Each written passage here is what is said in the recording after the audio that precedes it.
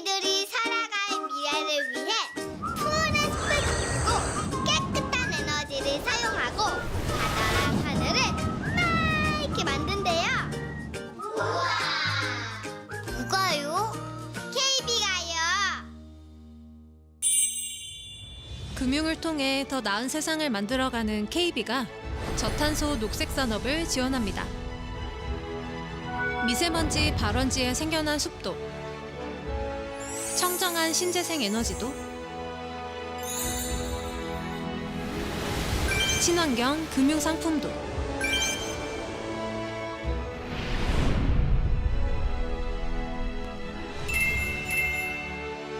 KB는 국민과 함께 아름다운 환경을 지켜가고 지속가능한 사회를 만들어 나갈 수 있도록 묵묵히 그리고 진심을 담은 ESG 금융으로 세상을 바꾸어 갑니다.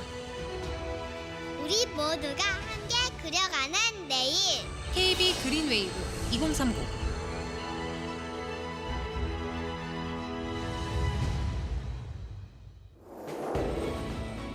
Korea Best Eco-Friendly Financial Group.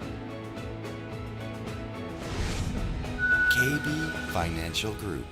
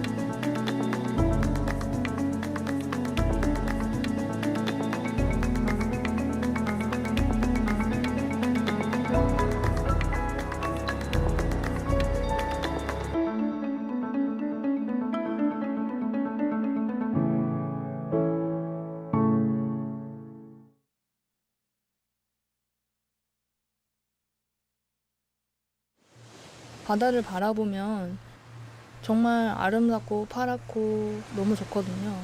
근데 이제 시선을 뒤로 돌려서 잘 살펴보면 바위 속에 정말 많은 플라스틱 페트병 쓰레기들이 있어요.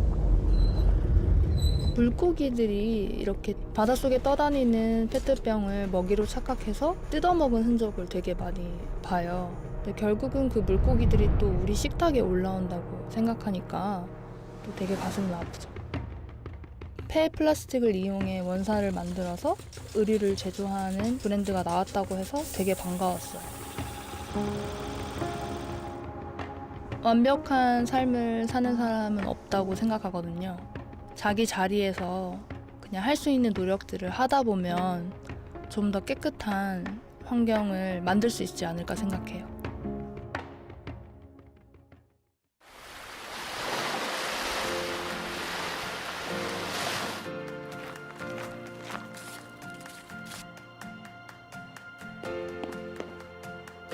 우리는 왜 행복할까요? 다 마신 페트병을 다시 깨끗하게 만들어 재탄생시키기 때문이죠. 제품의 생산, 유통, 판매, 회수까지. 제주개발공사와 함께 우리의 지구를 지켜요.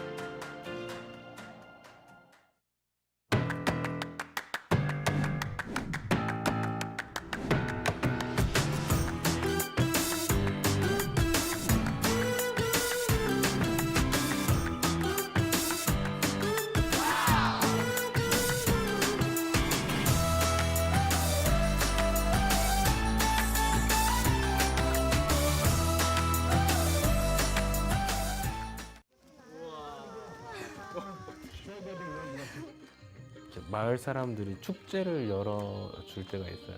이들이 첫 해에 우리를 이렇게 만났던 반응과 몇 해가 지나고 나서 우리와 함께 이렇게 어울리는 그 분위기가 너무 달라요. 그 분위기는 그러니까 우리가 함께 이걸 이뤄냈어.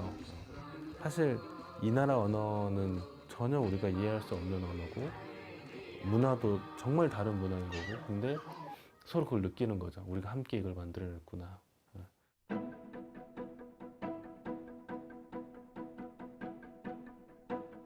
커피라고 다 똑같은 커피가 아니더라고요. 그러니까 정말 어떻게 컨트롤 하나에 따라서 커피 맛이 엄청나게 크게 좌지우지되고 가격이 엄청나게 변동이 되더라고요. 똑같은 1kg의 커피를 사더라도 더 고가로 팔 수 있는 커피를 사는 게 낫지, 한국 갖고 와가지고 팔아봤는데 사람들이 맛없다고 다시 안 찾는 그런 커피를 사올 필요는 없는 거잖아요. 근데 그거를 이제 좋은 의도로 농장에 적용을 해보자면은, 농장에서 이왕이면은 커피나무 관리를 잘 해서 좋은 퀄리티의 커피를 생산만 해준다면 우리는 얼마든지 한국에서 잘 팔 수 있는데, 이게 이제 가장 기본적인 생각이었던 거예요. 우리가 실행하는 사업 지역들에 가보면 길가에 각 국가별로 해당 마을을 도와줬다는 표지판들이 엄청 많이 꽂혀 있어요. 모르겠어요. 마을 자체가 아주 막 잘 사는 것 같지는 않아. 여전히 엄청나게 무너져 있고, 그래서 저 돈들은 다 어디로 갔나? 약간 이런 생각이 들 때도 있어요. 가장 경쟁력 있고 실력 있는 로컬 파트너를 찾아서 그들이 가장 잘 알고 있는 마을 사람들과 함께 협업하도록 하고, 우리는 거기에서 나온 최고의 결과물, 제일 맛있는 커피를 한국에 있는 소비자들한테 판매를 해서 수익을 얻고, 그걸 다시 돌아가서 농장에 재투자하고.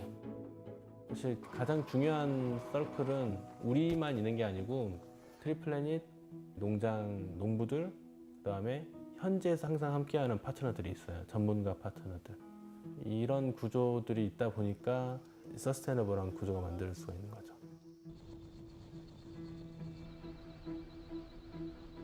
그늘나무를 심으면 커피가 더 맛있다, 이런 정도만 알고 있었는데 에티오피아에 가보니까 그늘나무 수준이 아니고 완전 그냥 정글이에요, 정글. 그러니까 커피나무가 안 보여요. 그리고 거기에 있는 커피가 세계에서 최고로 비싸고 제일 맛있는 커피라고. 농장을 만들더라도 그늘나무를 한 그루라도 더 심어가지고 숲처럼 보이게 하자. 커피나무 숲, 커피 포레스트를 만드는 게 우리의 목표인 거예요. 더 많은 커피 포레스트가 만들어질수록 자연보호가 훨씬 더 많이 되겠죠.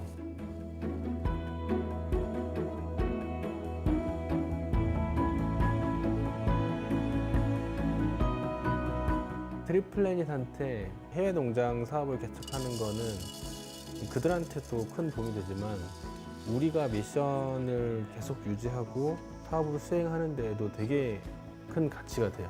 이렇게 아름다운 숲을 이렇게 행복하고 멋진 사람들과 만들어 갈 수 있구나라는 게 우리한테도 진짜 큰 행복이 되는 거죠.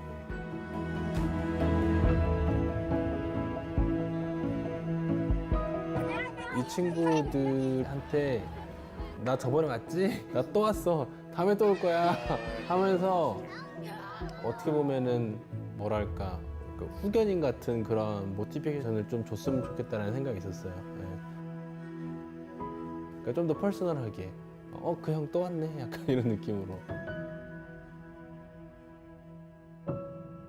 메이크업팜은 어떻게 보면은 서로 행복하기 위해서 만들어가는 사업이니까 농부들이나 우리나.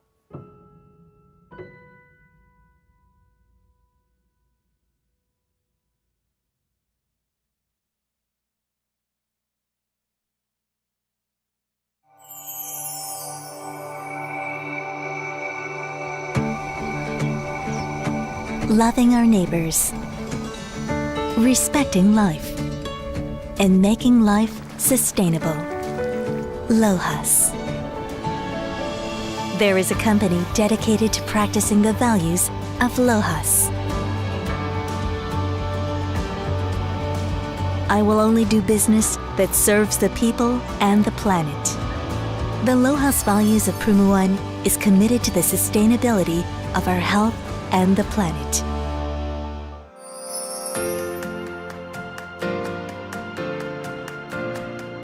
Prumuan will continue to innovate while practicing the principles of LOHAS. Our products and menus are made with less carbs, balanced nutrition, and world-class technology. Our consumers are enjoying vegetables and plant-based protein that are not only healthy, but delicious. We have high-tech farming operations that focus on the well-being of animals. Our effort is to maximize the use of raw, plant-based materials to respect and preserve the well-being of animals and develop products that help us live a healthier, more sustainable lifestyle. We instill the values of LOHAS in our daily lives so that people can be happy and live confidently. With every innovation, we will continue to keep our Earth in mind. Thanks to Prumuan Institute of Technology and the principles of LOHAS, we are able to constantly innovate our positioning. Our technical institute is the first South Korean food R&D organization to get LEED Gold, a global certificate for eco-friendly buildings, a token of recognition highlighting the values and sustainability of LOHAS. Prumuan will continue to model the LOHAS principles, shaping the world of today and the future.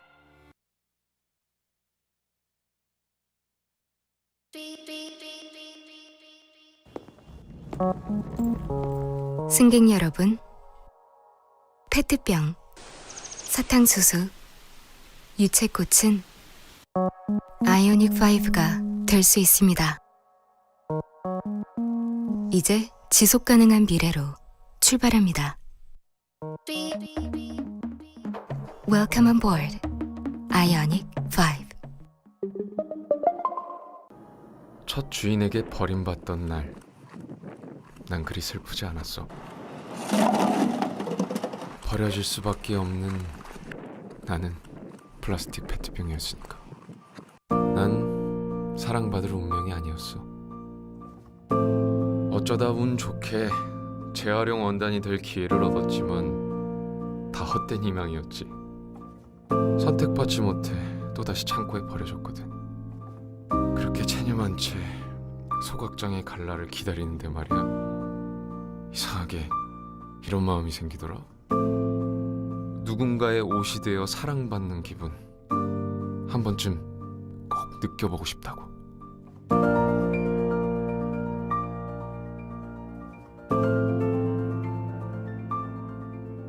이런 날 네가 구원해줬지만 가끔은 불안한 마음이 들어. 유행이 지났다는 이유로 다시 버려지게 될지 모르니까.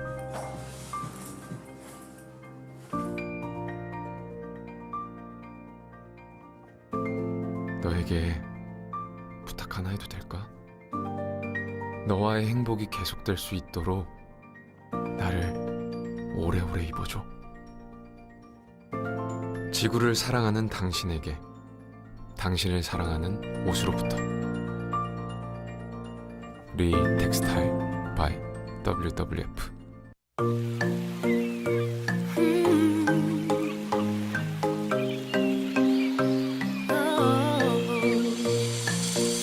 내가 눈을 들면 보이는 것들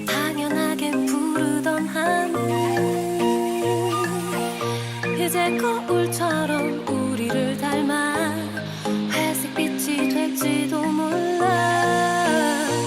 We can. 나를 숨쉬게 한 이 땅을 위해 내가 해준 일은 있을까? 우릴 꿈꾸게 한 별들과 저 바다를 위해 We have to change it now. We can. Paint the world in green, far as we can see. 마음을 모아, 두 손을 모아, 이제 우리가 필요한 걸. And give your love back to the earth. 나 혼자서 작을지 몰라도 우리 함께라면 we can change. 온 세상에 별을 터지는 사람, 우리를 도와줘야 해. You are the hero I've been looking for. We can.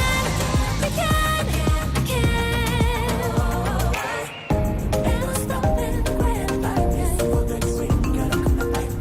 And we're stopping when I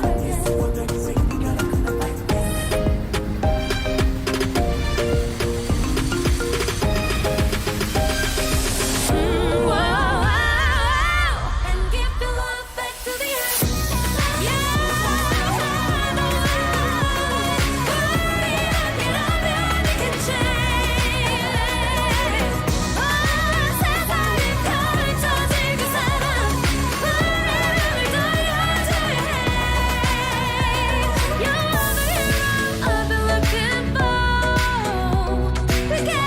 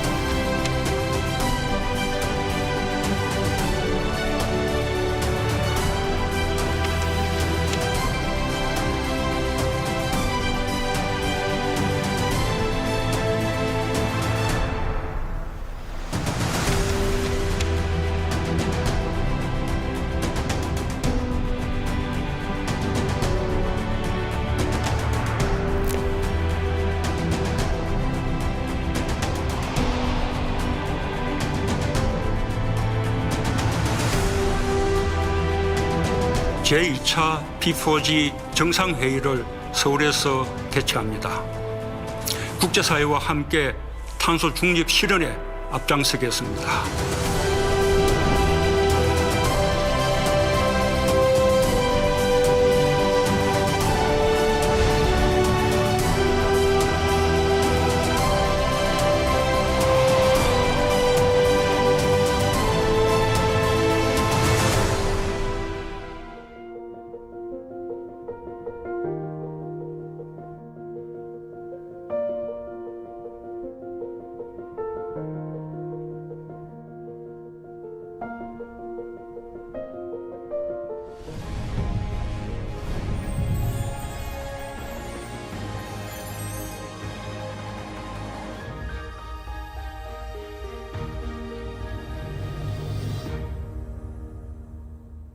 Very good morning, afternoon, and evening, ladies and gentlemen. Welcome to the Food and Agriculture thematic session of the 2021 P4G Seoul Summit. My name is Jennifer Clyde, your host for this session, and it is a great honor and pleasure to be a part of this meaningful event. Considering the challenges we face today, apart from the COVID-19 pandemic, including climate change and food insecurity, I am sure we all agree that a transformation of agriculture and food systems is needed to achieve the 2030 Sustainable Agenda, and in particular, SDG 2, Zero Hunger. Under this context, we are joined by representatives from relevant stakeholders, ranging from the government, IGO, private sector, civil society, and academia today, to discuss a way forward for resilient and sustainable agriculture and food systems. The session is divided into two parts: the P4G hub-led session focusing on partnerships, and the following panel discussion on two pressing topics in sustainable agriculture and food systems and net zero carbon emissions. Without further ado, I would like to open the session and welcome our keynote speakers. Chi Dong-ri, Director General of Food and Agriculture Organization of the United Nations. Agnes Kalibata, Special Envoy of the UN Secretary General for 2021 UN Food Systems Summit. Rasmus Prehn, Minister for Food, Agriculture and Fisheries of Denmark. And Kim Hyun-soo, Minister of Agriculture, Food and Rural Affairs, Republic of Korea. Honorable ministers, distinguished delegates, ladies and gentlemen, I congratulate the Republic of Korea for hosting this timely event and thanks Minister Kim Yong-soo for inviting me to speak. Distinguished delegates, considerable progress has been made in addressing world hunger over the past decades, but the world is facing multiple global challenges today. The COVID-19 pandemic, climate change, the loss of biodiversity, as well as conflict, fragilities, and socio-economic disturbance. The 2021 Global Report on Food Crisis launched by FAO and partners this month is clear. In 2020, 155 million people living in the 55 countries and territories were estimated to be acutely food insecurity and in need of the urgent assistance. This is the highest level of food insecurity in the past 5 years and represents an increase of 20 million people compared to 2019, pushing the world further away from achieving the Sustainable Development Goal 2. To addressing food insecurity and the food crisis, it is necessary to understand the root causes, leverage investment, coordinate international effort, and promote partnerships at all levels. A systematic approach is essential for securing development gains in the fight against hunger and poverty, but also for the progressing on the delivery of all other SDGs. The role of agri-food systems in achieving the SDGs have never been as critical as it is today. FAO's strategic framework for the next decade seeks to support the 2030 agenda through the transformation to more efficient, more inclusive, more resilient, and more sustainable agri-food systems for better production, better nutrition, a better environment, and a better life, leaving no one behind. Together with its partners, FAO is supporting public, private, and community actors at all levels to manage multiple risks, crises that together threaten and affect the diverse agri-food systems. This is done through the investment and partnerships in complementary and mutually supportive disaster and climate risk management interventions. The need to respond to the COVID-19 crisis presents the real opportunity to drive long-term economic and social transformation. Hence, the importance of supporting and scaling up green and climate-friendly recovery, especially for the agri-food sectors. Ladies and gentlemen, FAO is using innovative approaches and strengthening partnerships with all stakeholders. The FAO COVID-19 Response and Recovery Program is expanding its area to better integrate the components of a green recovery. FAO country-led and country-owned hand-in-hand initiative continues to gain strength as a mechanism for bringing diverse actors together to have the least advantage. The initiative uses cutting-edge technology and matchmaking to eradicate poverty and hunger and malnutrition and reducing inequalities within and among nations. We are also building resilience and creating opportunities for women and youth across agri-food systems. Ladies and gentlemen, transforming our agri-food systems requires innovative thinking and acting beyond sectors' boundaries. It also requires a high-level commitment and decisive leadership, as well as a coalition to actors ready to support the changes needed. Today's P4G breakout session on agriculture provides a strong momentum to share good experience and take a big step forward. In addition, 2021 is full of the opportunities to join the forces of all partners. Those include the UN Food System Summit, Biodiversity Convention, the G20 Summit, the Climate Change Convention, and FAO Conference. On these occasions, I look forward to working closely with the P4G members countries and partners to translate our common vision of a world free of poverty and hunger into action. Thank you.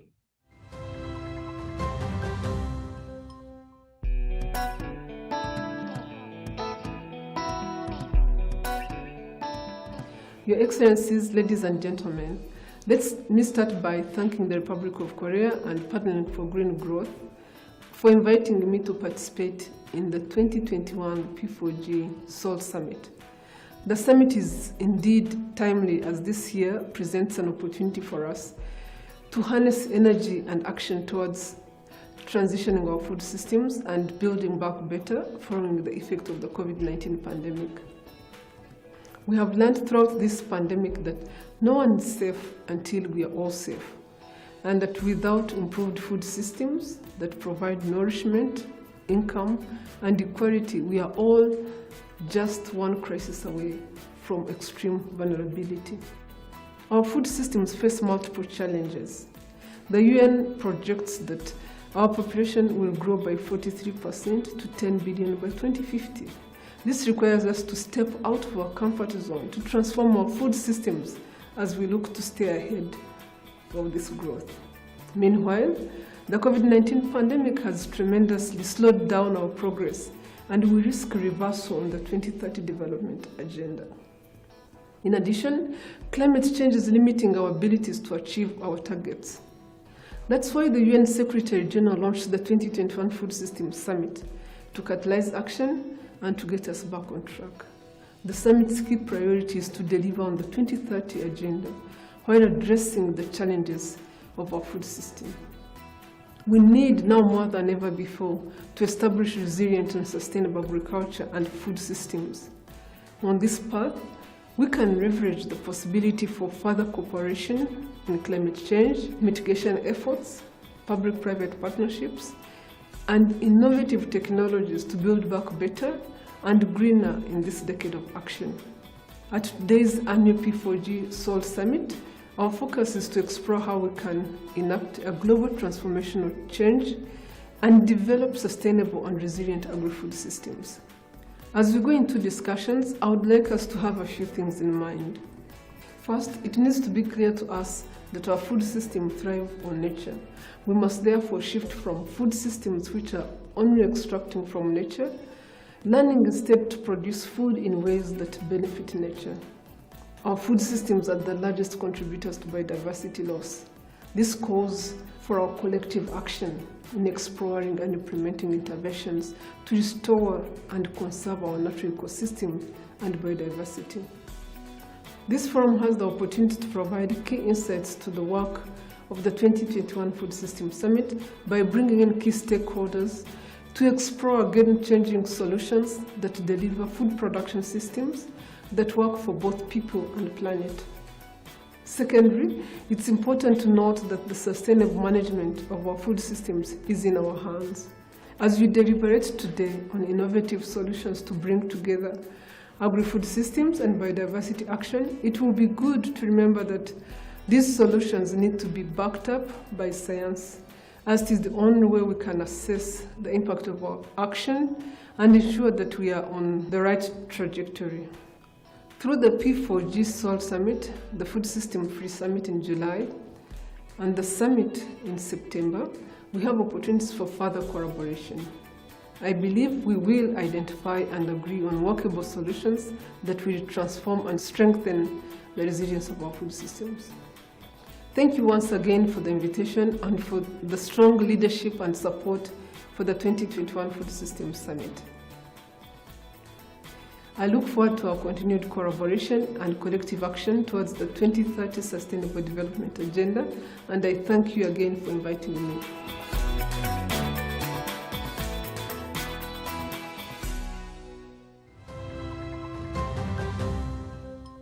Ladies and gentlemen from around the world, we live in a globalized world, now more than ever. This affects our lives in many ways, and it affects the way we produce and consume our food. Denmark is both a major importer and exporter of food. We are part of the global food system, and let us be honest, this is not without problems. We need to find solutions for biodiversity, climate emission and deforestation, just to name a few of the problems. And the world population is growing and people get wealthier. More and better food is needed. Our planet has enough resources to feed us all if we do it right. But we have to act. It will require innovation and it will require global collaboration. Hopefully, we have learned an important lesson from the COVID-19 pandemic. When we focus our efforts, we can make huge progress in a very short time.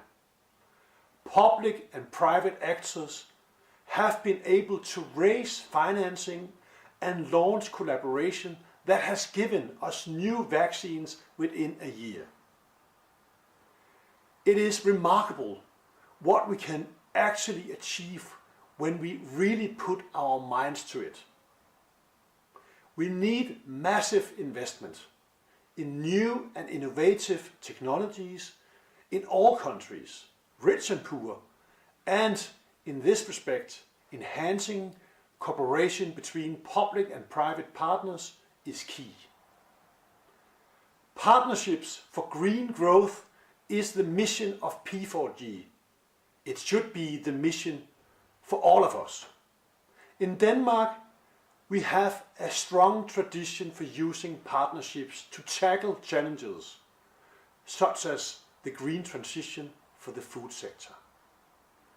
The Danish think tank, 1/3, who work with the prevention of food loss and waste, is an example of the Danish approach. The think tank gathers more than 50 stakeholders along the food value chain and aims to find solutions for food loss and waste and to facilitate concrete action. In general, we are trying to lead the way for a rapid green transition in all sectors. The Danish government has set an ambitious goal to reduce the national Danish climate emission by 70% by 2030 compared to 1990. And we have made it into law. To reach our 70% goal, we need solutions. Last year, we launched Green Solutions for the Future, a new strategy for investments in green research, technology and innovation, including the agricultural sector. The strategy aims to form partnerships between research institutions and the business community and thereby pool investments. Currently, I am in the middle of political negotiations on how to accelerate the green transition of the Danish agricultural sector. An important element will be to take lowland soils out of use.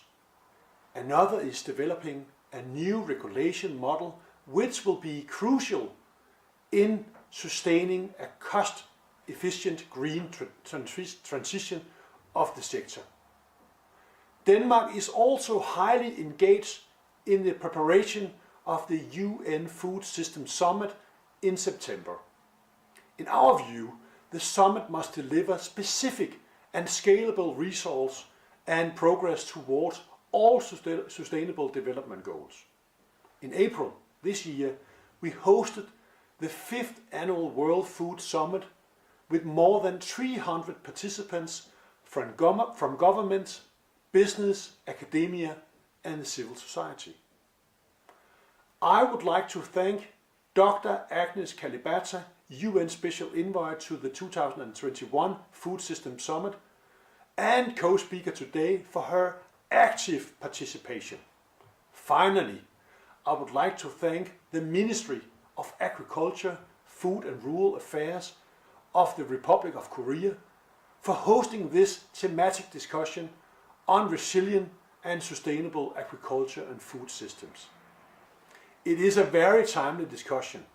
The current pandemic is a challenge to us all, but it could also be an opportunity to build back better after the pandemic. It gives us a chance to revisit the way we do things, to ensure a more sustainable food production, a chance to increase food security and deal with malnutrition. There are no easy solutions, no easy fix, and the journey will take time, but we have set the course and the first steps have been taken. Now we have to keep the momentum. Thank you. 안녕하십니까. 대한민국 농식품부 장관 김현수입니다. P4G 식량농업 세션에 참여해 주신 모든 분들께 감사의 말씀을 드립니다. 오늘 이 세션은 기후위기 시대에 인류의 생존과 직결되는 먹거리를 어떻게 생산하고 소비해야 하는지 논의하는 자리입니다. 시간을 2050년으로 맞춘다면 미래의 인류는 2021년을 어떻게 회상할까요? 코로나19 팬데믹을 먼저 기억할 것입니다. 이러한 세계적인 보건 위기가 식량 위기로 전이되지 않도록 국제사회는 함께 힘을 모으고 있습니다. G20 국가들도 무분별한 농산물 수출 제한 조치의 자제를 촉구하면서 식량 위기 대응을 위해 공조하고 있습니다. 그럼에도 불구하고 전 세계의 기아 인구는 최근에 크게 늘었습니다. 식량농업기구에 따르면 세계 기아 인구는 2020년에 1억 3천만 명이 증가했습니다. 식량 안보가 확보되지 않은 개도국 취약계층의 삶은 계속 위협받고 있습니다. 그러나 코로나19보다도 기후위기로 인해서 더 심각한 식량 위기가 올 수 있음을 경계해야 합니다. 세계기상기구에 따르면 2020년은 기후 역사에 있어서 최악으로 기록될 만한 한 해였습니다. 산불, 태풍, 홍수 등으로 많은 사람들이 생활의 터전을 잃고 식량 부족 위기에 처했습니다. 기후위기가 식량 위기가 되지 않도록 막기 위해서는 그 어느 때보다 국가별 노력과 글로벌 협력을 강화해야 합니다. 이제 탄소 중립은 세계적인 흐름이 되었습니다. 2050년이 먼 미래처럼 보일 수 있지만 사실은 그렇지 않습니다. 온실가스 배출량과 흡수량이 일치하려면 앞으로 30년간 상당한 양의 온실가스 감축이 이루어져야 합니다. 2015년 파리 기후변화 협약을 채택한 이래 세계 각국은 탄소 중립 선언을 하였습니다. P4G는 기후변화, 기아종식 등 우리 시대의 시급한 과제 해결을 위해 민간기업, 시민사회, 정부기관 등 국제사회의 힘을 모으고 개발도상국을 포함한 전 세계인의 희망을 찾고자 하는 포용적 연대입니다. 모두의 실천을 바탕으로 한 국제사회의 다양한 파트너십은 탄소 중립 비전 실현을 촉진할 것입니다. 전 세계적으로 기후 위기를 극복하고자 하는 탄소 중립은 농업, 농촌 분야에도 중대한 도전이자 기회가 될 것입니다. 한국 정부도 작년에 2050 탄소 중립 실현을 목표로 한 저탄소 발전 전략을 수립하였습니다. 농업, 농촌 분야도 탄소 중립 달성을 위한 로드맵을 마련하고 있습니다. 지금까지의 농업이 기후변화에 대응한 점진적 변화 과정이었다면 앞으로의 농업은 농식품의 생산, 유통, 소비의 전 과정에서 온실가스를 보다 적극적으로 감축하는 혁신적 변화 과정이어야 합니다. 이를 위해선 농업 생산에 사용되는 물, 비료, 농약 등의 생산 요소 투입량을 줄이는 이른바 저탄소 정밀 농업이 필요합니다.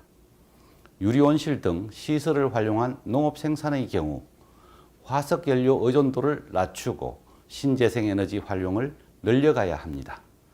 가축 사육 과정에서는 메탄가스 발생량을 줄이는 사료를 개발, 사용하고 가축 분뇨를 자원화하거나 정화 처리하는 능력을 제고해 나가야 합니다.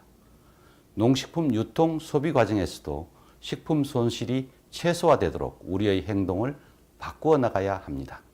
이러한 노력들을 한데 모아서 지속 가능하고 회복력 있는 농업과 식품 시스템을 발전시켜 나갈 필요가 있습니다. 오늘 이 자리가 기후변화가 가져올 위기에 대해 심각하게 고민하고 미래 우리가 같이 해결해야 할 과제에 대해 공감하는 시간이 되길 기대합니다. 대한민국은 농업, 농촌 분야에서 탄소 중립 목표를 달성할 수 있도록 앞장서서 노력하고 여러 방면에서 국제 협력을 강화해 나갈 것입니다. P4G 서울 정상회의 식량농업 세션에 참여해 주신 분들께 다시 한번 감사드리며 모두의 건강과 행복을 기원합니다. 감사합니다. I would like to convey my gratitude to all the speakers for your messages and remarks in which you echoed that the P4G Seoul Summit and Food and Agriculture session serves as an important and timely platform for discussion at this critical juncture, where we must take initiatives for a better future. We will continue with the next part of today's program, which is led by the P4G Hub. This session will focus on the on-the-ground delivery of the SDGs through innovative solutions. I will now hand the floor over to the moderator of the P4G Hub session, Claire Neller, Head, International Food Program, Waste and Resources Action Program.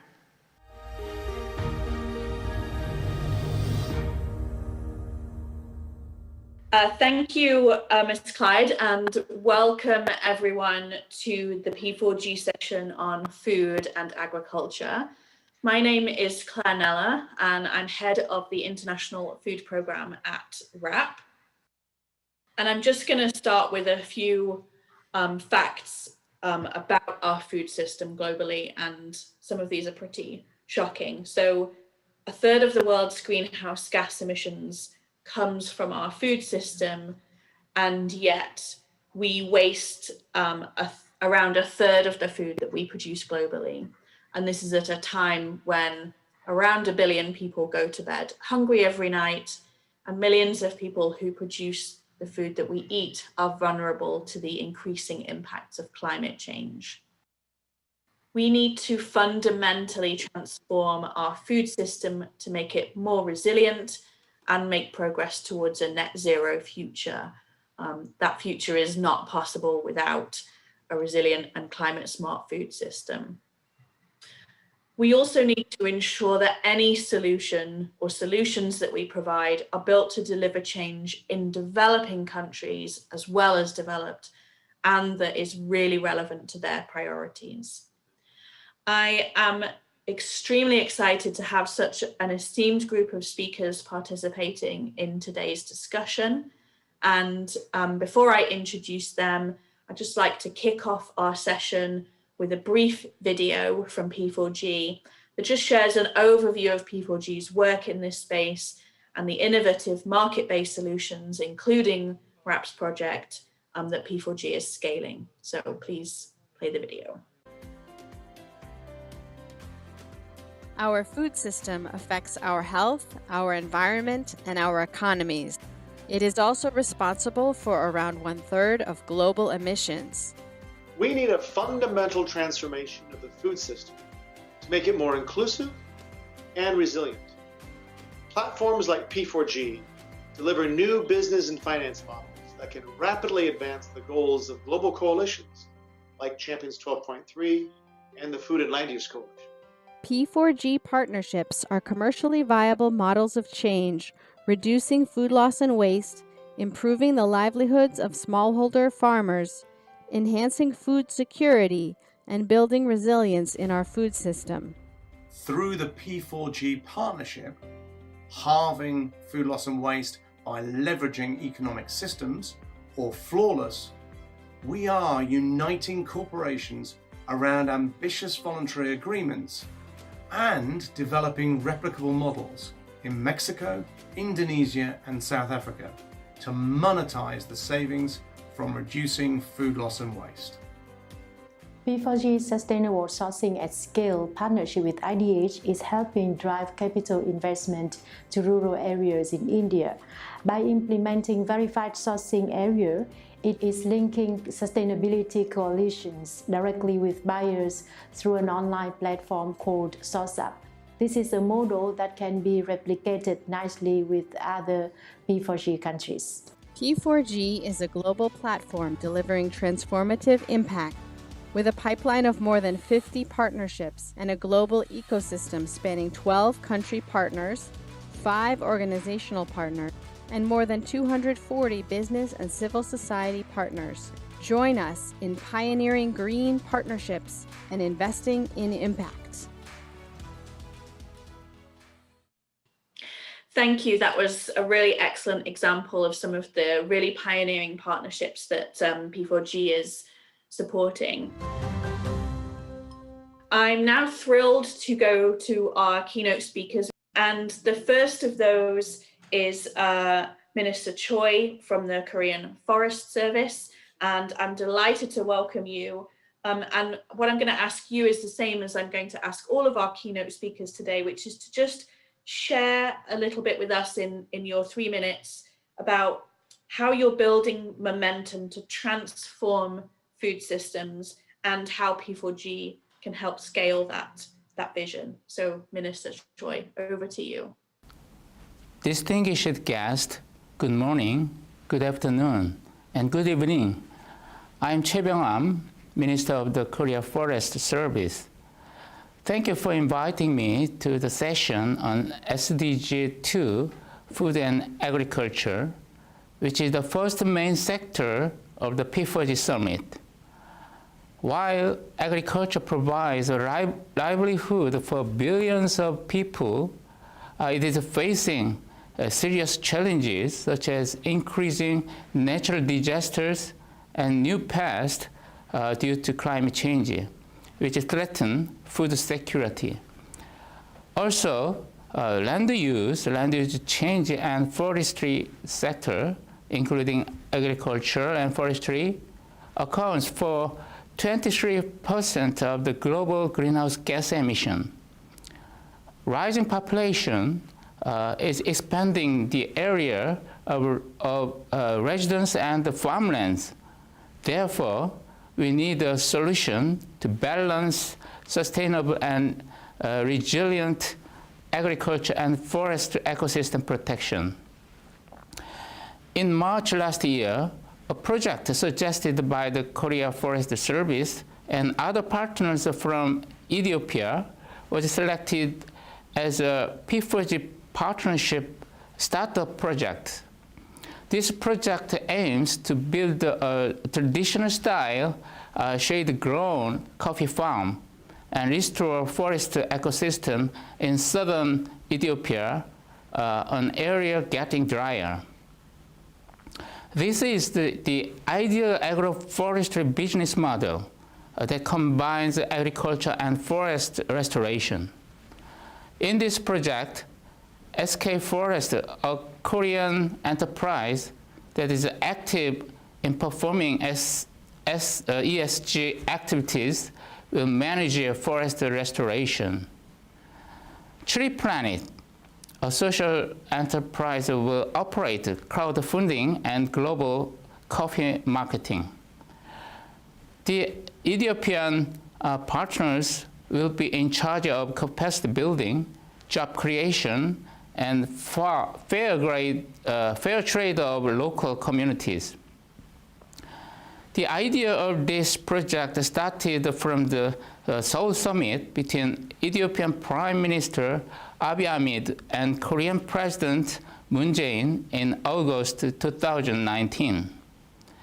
Ethiopia signed a peace agreement with Eritrea to end the long years of conflict. Now it is promoting 9 billion tree planting campaign to fight climate change. During his Nobel Peace Prize acceptance speech in December 2019, Prime Minister Abiy Ahmed said, "For me, nurturing peace is like planting and growing trees." It is my great honor to participate in the P4G Summit and introduce the project promoted together by public and private sector of both Korea and Ethiopia. I am confident that the success of this project will replicate this business model to other major coffee producers such as Kenya, Vietnam, Colombia, and Indonesia. In closing, I would like to invite you to an event that holds great value and meaning. The Korea Forest Service and the FAO are hosting the 15th World Forestry Congress in May next year. It is the biggest international event in the forestry sector that is held every 6 years.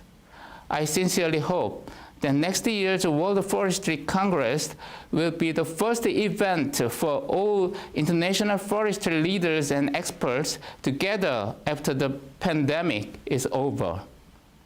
I look forward to your special interest and participation in this event. Thank you very much. Thank you, Minister Choi. Really wonderful example there of the intrinsic link between deforestation and sustainable food systems, and a really wonderfully ambitious project. 9 billion trees is just absolutely amazing. And I highly recommend that you also investigate the event in Korea next year. I'm now going to go to our second keynote speaker, Bas Ruter, who is the Director of Sustainability for Rabobank. Bas, over to you.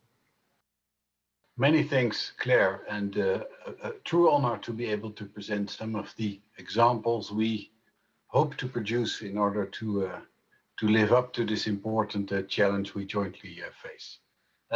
To us, food loss and waste is not just an important topic to work on, it's also an investment opportunity, because we think if we can turn waste into an investable asset, we can actually speed up the development of solutions.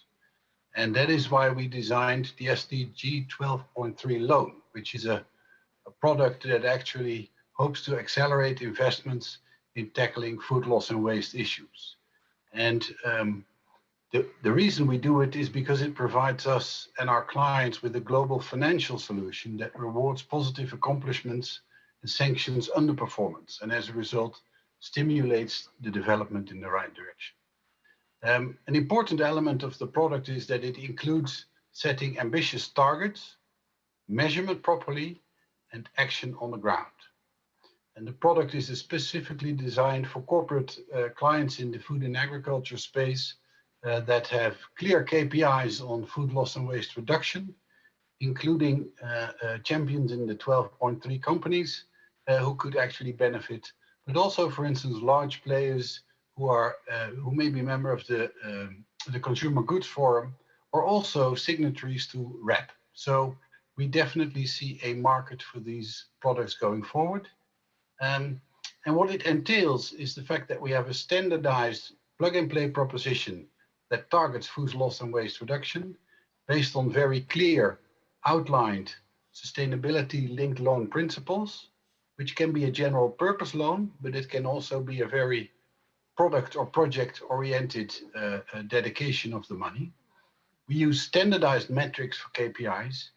The methodology is in line with the food loss and waste accounting and reporting standard and therefore credible to the market. And we use assurance methods for the KPI performance through specialized networks, including REP, including Wageningen University, and including WRI. So that is how it's designed.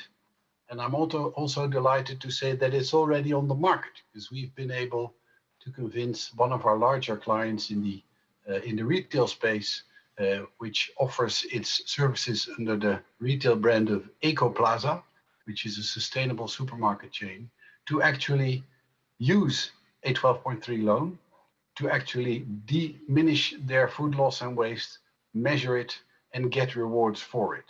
Now, by doing so, we hope to be able to actually speed up the development into food loss and waste reduction by creating market incentives to do the right thing. And in doing so, we take the opportunity to partner with the P4G Flawless Partnership to help create a market for food loss and waste reduction, and with financial products that speed up this development, and we are delighted to participate. Thanks for your attention. Thank you so much, Baz. It's wonderful to be working with you in the Flawless Partnership, and yes, having that plug and play solution is something that, you know, we're really super excited to be working with you on. I am delighted now to introduce our panel and move to the panel discussion section. We have three wonderful speakers on our panel today. Just going to very quickly introduce them before I go to our first question. Bruno Oleohoek, the Managing Director and Chairman for East and Southern African region for Nestlé. Welcome, Bruno. Dan Vensing, the CEO of IDH. I'm so glad you could join us. And Charlotte Sorensen, Senior Project Manager from Arla Foods Ingredients. So thank you all three of you for joining us today.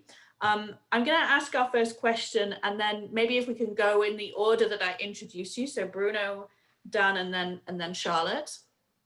So the first question for you is, what innovative solutions are you involved with that is really serving to unlock investment for transformative change in the food systems?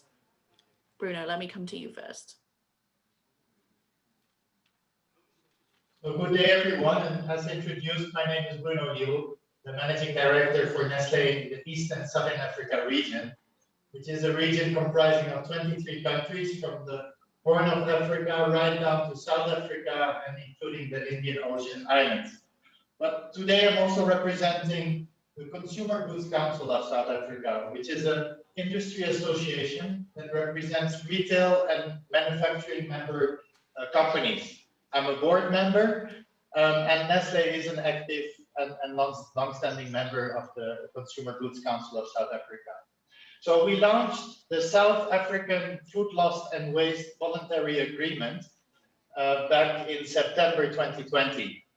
And this agreement commits all of our members to reduce the food waste to achieve the United Nations Sustainable Development Goal to halve the global waste by 2030.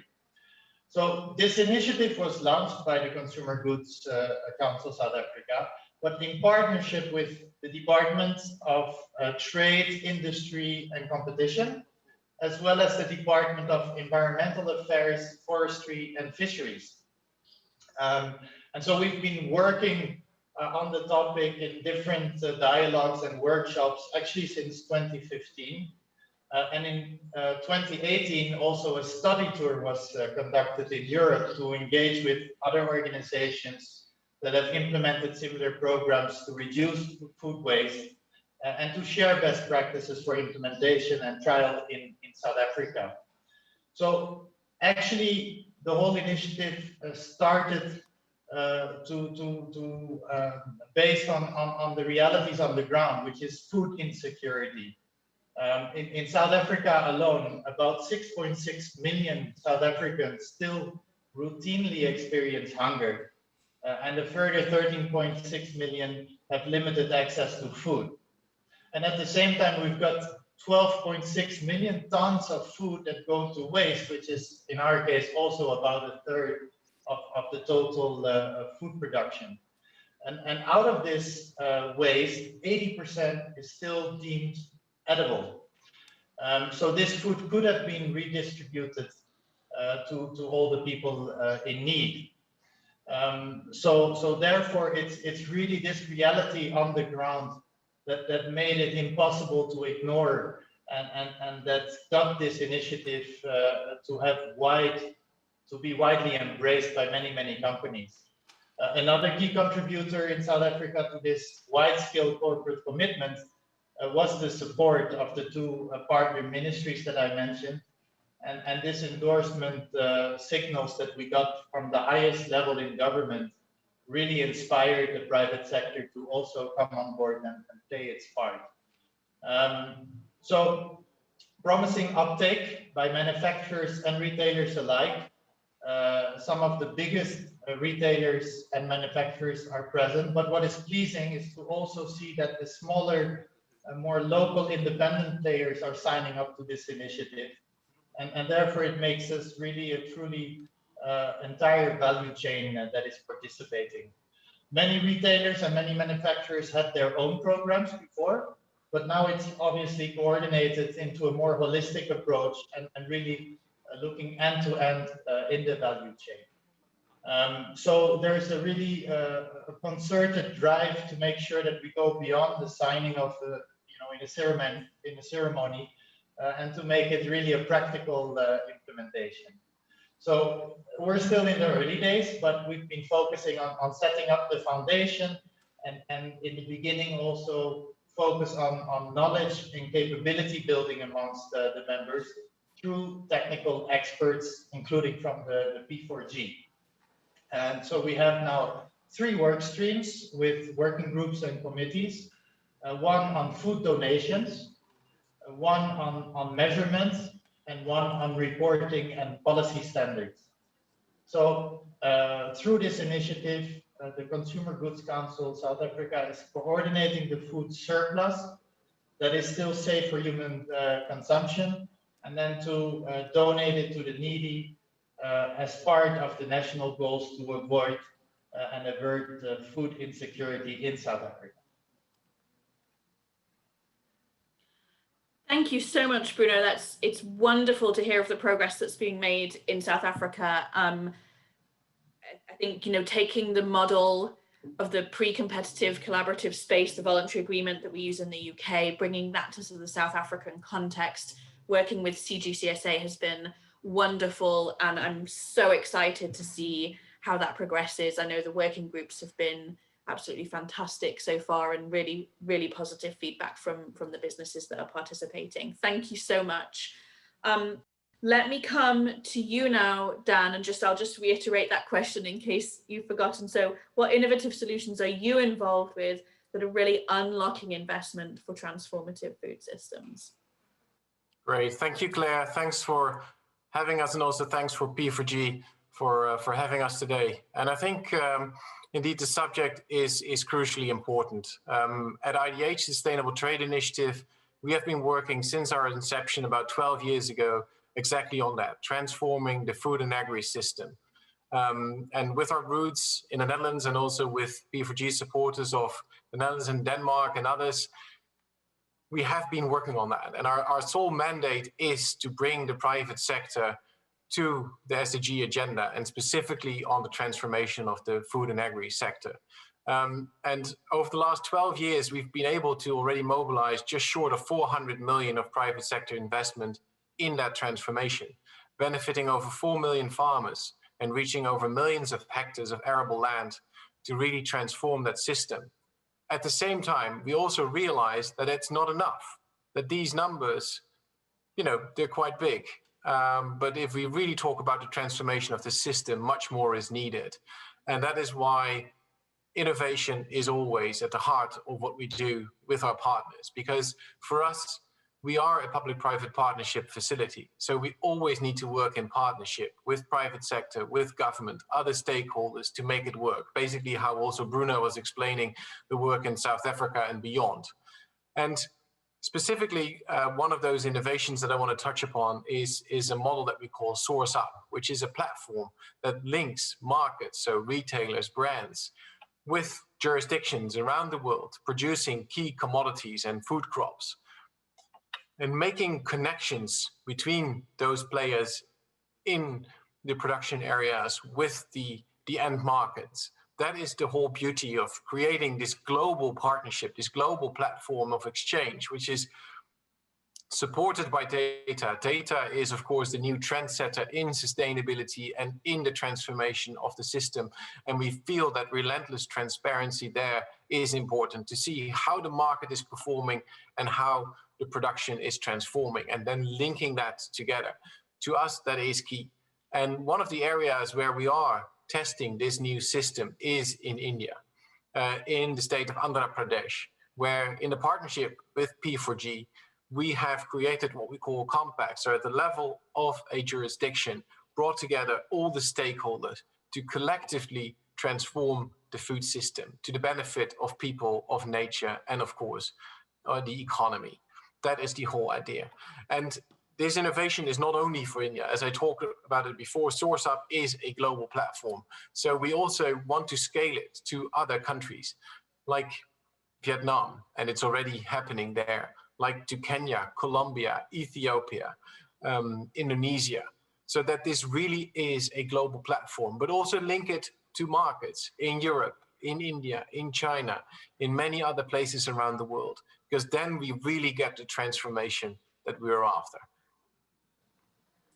Thank you so much, Dan. It's so exciting to hear about the project and that link between the small scale farmers, but the scale at which you're able to deliver the change is so inspiring. And I think one of the huge challenges of the work that we do across the food system is how do we bring every scale of production into it. So thank you so much for sharing that. Charlotte, let's come to you now. Just for your kind of 2 minutes on what you're doing at Arla Food Ingredients on that kind of transformative change. Over to you. Thank you, Claire. I'm honored for getting the opportunity to present the Sustainable Food Platform project. It's about protein-rich biscuit based on local crops. So biscuits are popular in Ethiopia. It's an accessible snack. With funding from the P4G, we have in the platform partners we are now able to work to enable local production of a healthier biscuit made with locally grown crops, and then with a little bit of whey ingredients. It is a product based on reverse engineering.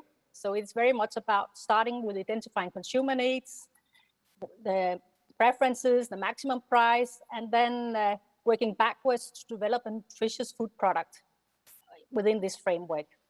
This partnership is redefining the nutrition in biscuits consumed by school children and consumed by refugees. It strengthens the local production in Ethiopia and potentially also address malnutrition and food insecurity in the country. We are keen to see this solution to scale, first in Ethiopia, but also later on in countries like Kenya, Malawi, Rwanda, where they're also eating biscuits, and they have similar issues with malnutrition and food insecurity. So this is very much about working together, public, private companies and institutions, and then to deliver locally produced food for the people who need it the most. Over to you again, Claire. Thank you, Charlotte. Yes, that's absolutely wonderful. The project that you're doing there with the biscuits is just fantastic, and that kind of the food security angle is so important. And I think, COVID has really demonstrated some of those huge challenges with resilience in our food system. So thank you very much for that. I'm going to come to our second question now. I am going to challenge you all to keep your answers short and sweet for 2 minutes. But our second question definitely links to the first and really plays into the P4G agenda around scaling. So what I want to ask you is, how do you think a platform, or can you share how a platform like P4G can really help you scale your solution? And what I'm going to do is I'm going to come to you in reverse order this time. So Charlotte, let's come straight back to you just to talk a little bit more about that scaling factor. Okay, great. An important element in success for and sustainable transformation. That's all the activities and engagement to enable the business environment, and also to resolve all the challenges in the value chain. So we need close collaboration and knowledge sharing with key stakeholders. And an example of is the opportunity we have got with the P4G platform to work with the Ethiopian government stakeholders to develop the first Ethiopian nutrition standard for fortified biscuits. With such a standard, the rollout of the biscuit will be much more efficient and also sustainable. So we are very excited to scale this beyond Ethiopia. And we also do hope that we can engage with the P4G ecosystem in Africa, but also in Asia.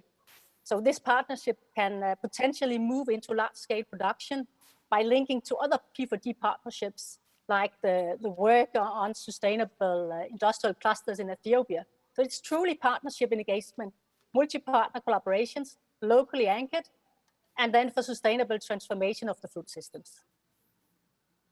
Perfect. Thank you so much.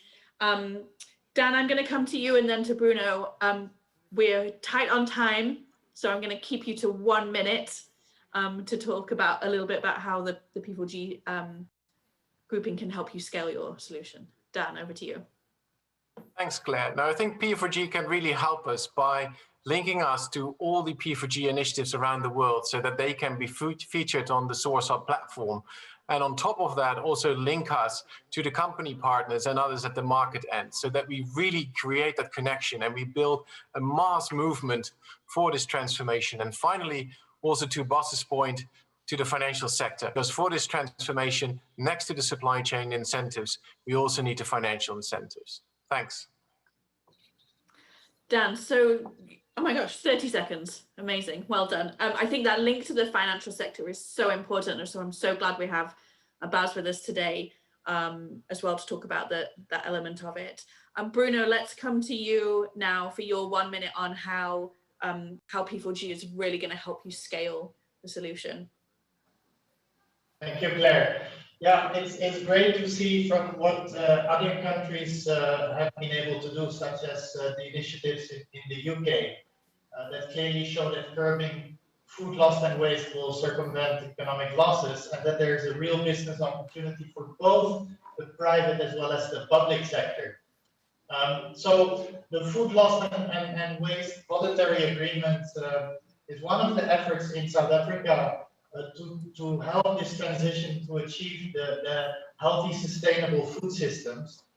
And the Consumer Goods Council South Africa considers the prevention and reduction of food loss and waste also critical to the companies. So I personally strongly believe that the solution lies in circularity. So we've talked about the downstream activities such as channeling this safe food to charities to answer the hunger levels faced at household level. And as Nestlé, we're also actively looking into more upstream solutions in circularity. So just a couple of small examples: chicken manure to regenerate soil quality, or using the spent coffee grounds to grow mushrooms, or black wattle, which is a pest, to mix it into cow feed to reduce methane emissions, etc. So I think this is where we will learn from others and share our best practices as well.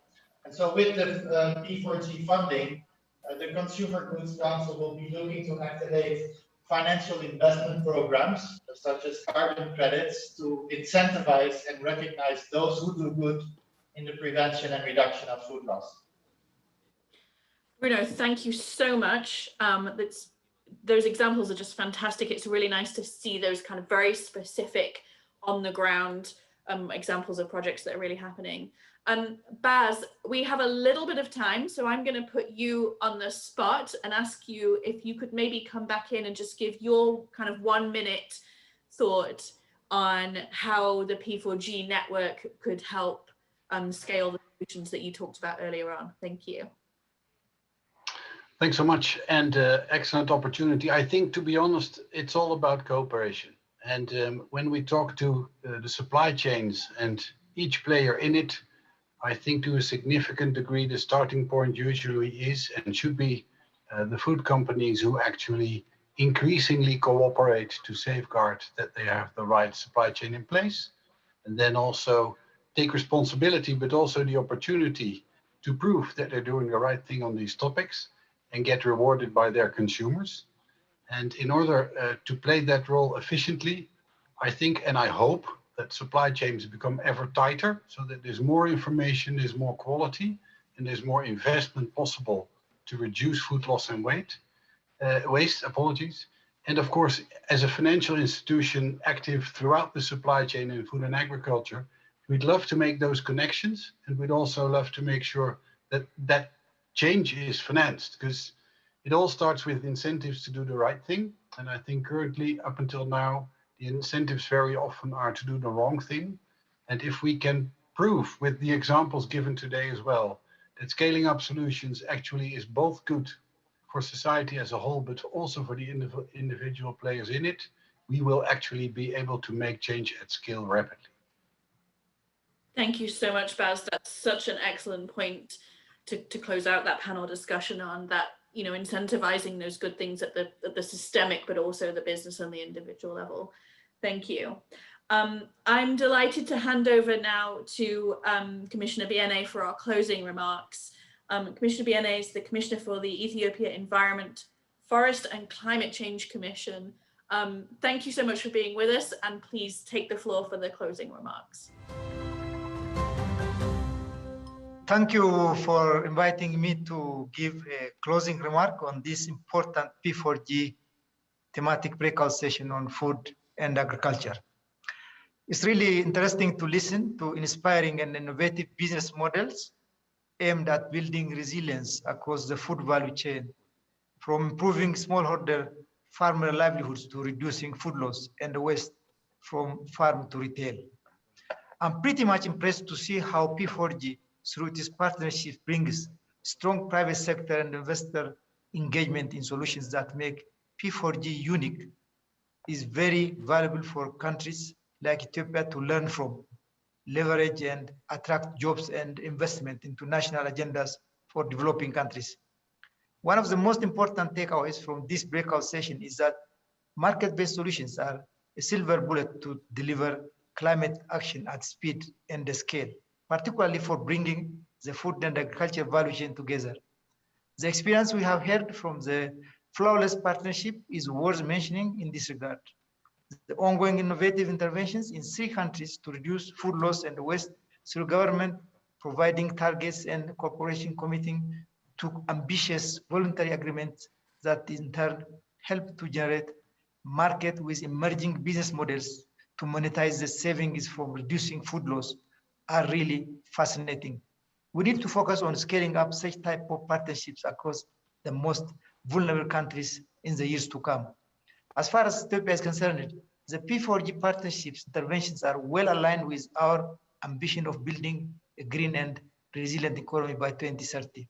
As such, it is helping the country to advance our economic priorities and make progress on our climate commitments. Our national priority of ensuring food security obviously also complements P4G's innovative approach to the food and agriculture chain. We strongly believe that P4G's unique position of bringing on board private sector stakeholders and hands-on experience and engagement of leading global networks will bolster the transformative impacts of Ethiopia's partnerships. For instance, P4G's Agroforestry for Peace, People and Prosperity partnership is expected to increase sustainable coffee production for premium markets while improving farmers' livelihoods and restoring the forest ecosystem in Ethiopia. Through the innovative deployment of renewable energy and sustainable farming practices, the partnership aims at increasing coffee yields by 10 times within 5 years. Similarly, P4G's Sustainable Food Partnership being implemented in Ethiopia is also expected to enhance food security and improve livelihoods for smallholder farmers through producing nutritious and affordable biscuits with locally sourced ingredients. The partnership is building a collaborative and replicable model that includes global leaders in food production and Ethiopian biscuit manufacturers and farmers. It's my strong belief that this year's P4G summit helps us to showcase the positive impacts that P4G has been making in terms of realizing various sustainable development goals, particularly in the least developed countries such as Ethiopia. It will be important to leverage important international events, including the UN Food System Summit and UNFCCC COP26, to showcase the unique nature of P4G's impact model of delivery and implementation of commitments. We look forward to working closely with existing partnerships and welcome new partnerships to invest in Ethiopia. I thank you. Thank you so much, Commissioner BNA, for those wonderful closing remarks. I think you've really hit the nail on the head there. The collaboration between public and private and the scale of investment that is required is wonderful. Thank you so much to our keynote speakers, to our panelists, for your participation, for your remarks, inspirational, and it's just so wonderful to hear about all of the work that is actually happening on the ground right now. I think it really reflects the nature of P4G, that these projects are about doing things, about changing things, and then about scaling that change. This is really the beginning of a journey through this global alliance of doers. And on behalf of P4G, we look forward to co-creating and co-investing with you in the future. Thank you for joining us. I hope you found this as informative and inspirational as we did, or as I did. And Ms. Clyde, I'm handing it back to you now to guide us through the next discussion. Thank you very much. Thank you to Claire Neller and all the distinguished speakers for your remarks, for sharing innovative solutions to reduce food loss and waste and improve the livelihood of smallholders. Moving forward, we'll open the P4G panel discussion session where our panelists will deliberate on the two agendas, which are establishing sustainable food systems responding to climate change and partnerships using innovative technology to go net zero in food and agriculture. And now, I would like to invite the moderator of the P4G panel discussion session, Ambassador Hyun Jenny Kim, Deputy Director General of Global Green Growth Institute.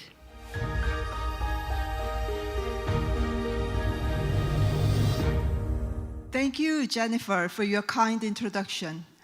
Good morning, good afternoon, and good evening, everyone. It is my pleasure to be a part of this discussion on resilient and sustainable agriculture and food systems, one of the key themes of the P4G Seoul Summit. Agriculture and food systems are facing significant challenges posed by a multitude of factors, including climate change, extreme weather events, and natural disasters, along with the COVID-19 pandemic. Small-scale family farms, rural women and youth, and vulnerable people in developing countries suffer from nutritional imbalances, food insecurity, or economic difficulties that constitute a threat to their livelihoods. In 2015, the international community has adopted 17 ambitious goals to achieve sustainable development by 2030, leaving no one behind. In order to achieve SDG number 2, zero hunger, we need to ensure long-term food security. This requires many actions. We should provide adequate quality and quantity of food to all, including vulnerable people, improve nutrition, enhance productivity and profitability of farmers. Also, we should shift towards sustainable agriculture and food systems by adopting and scaling up climate-friendly and resilient production and supply practices. The world is projected to hold nearly 10 billion people by 2050. Yet today, hundreds of millions of people remain hungry. Agriculture uses almost half of the world's vegetated land, and food production generates 1/4 of global greenhouse gas emissions. At the same time, more than 1 billion tons of food is lost or wasted every year, while diets in many parts of the world are driving demand for more resource-intensive foods. In this context, the following discussion will first focus on establishing sustainable food systems responding to climate change. And then we will discuss the second topic, partnerships using innovative technology to go net zero in food and agriculture. So, let me introduce our distinguished panelists here with us today.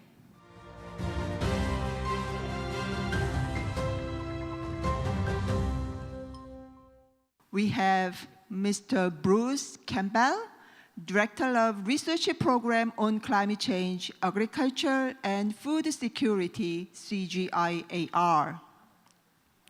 CGIAR is a global partnership that unites organizations engaged in research for a food-secure future.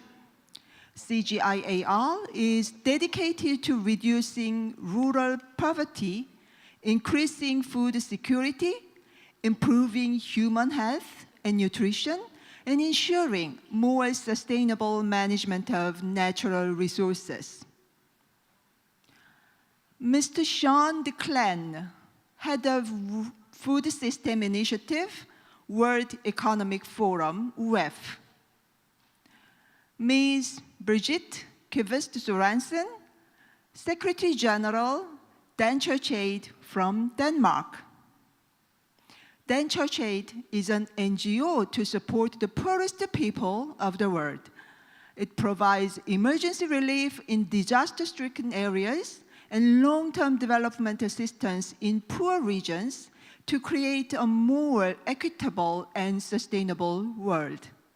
Next, Mr. Klaus Kunz, Head of Sustainability and Business Stewardship, Bayer Crop Science. Bayer Crop Science is a global company leading research capabilities in biotechnology, crop protection, and data science to deliver tailored solutions to farmers. Ms. Catherine Bertini, Chair of Board of Directors, GAIN, the Global Alliance for Improved Nutrition. GAIN is a foundation to tackle the human sufferings caused by malnutrition, working with governments, businesses, and civil society. GAIN aims to transform food systems so that it delivers more nutritious foods for all people, especially the most vulnerable. So welcome everyone. We have a panel to deliver diverse views and perspectives representing private sector, civil society, and international organizations. Let me move to the agenda number 1, establishing sustainable food system, responding to climate change. My first question goes to all panelists. Given the pronounced impact of COVID-19 pandemic and climate change on agriculture and food system, a holistic approach is required to establish sustainable food system both domestically and globally. Governments, farmers, private sector entities, all actors should play its part. International organizations, NGOs, civil society, and academia can provide great advisory services and support in decision-making, implementation, and capacity development. Therefore, please share what your organization's efforts are to build a sustainable food system responding to climate change.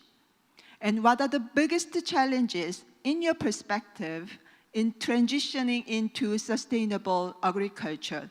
Please share your intervention within 3 minutes. I would like to invite Mr. Bruce Campbell first. So Bruce, go over to you. Thanks very much. So I lead the climate change program of the International Research Centres, but I hope in my remarks today it will indicate this is really research with a difference. We work closely with farmers, policy makers, so right at the farm level and the national level, but also at the global level with the climate change negotiators, for example. We focus on what are the climate risks and what needs to be done. And it's very context specific. What has needed in Vietnam is very different from what's needed by farmers in Kenya. And within Kenya even, there's very different solutions.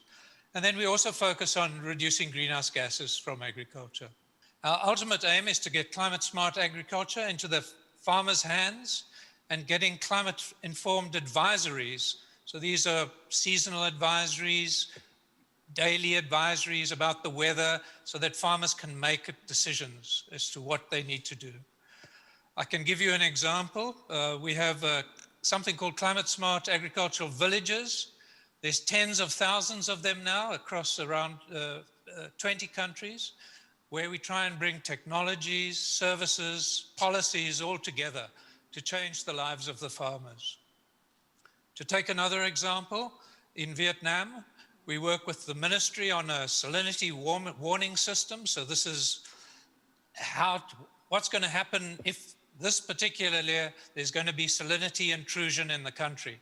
So they now have a forecasting system. Within 3 years, there's 1 million hectares now being covered. 500,000 farmers are changing their planting times in relation to the forecasting system. And our results show that there's a 20% increase in incomes for the farmers. So this research is research together with people on the ground, understanding what the problems are and trying to make a difference. Back to you, Jenny. Thank you, Bruce, for sharing your organization's activities, particularly in developing countries.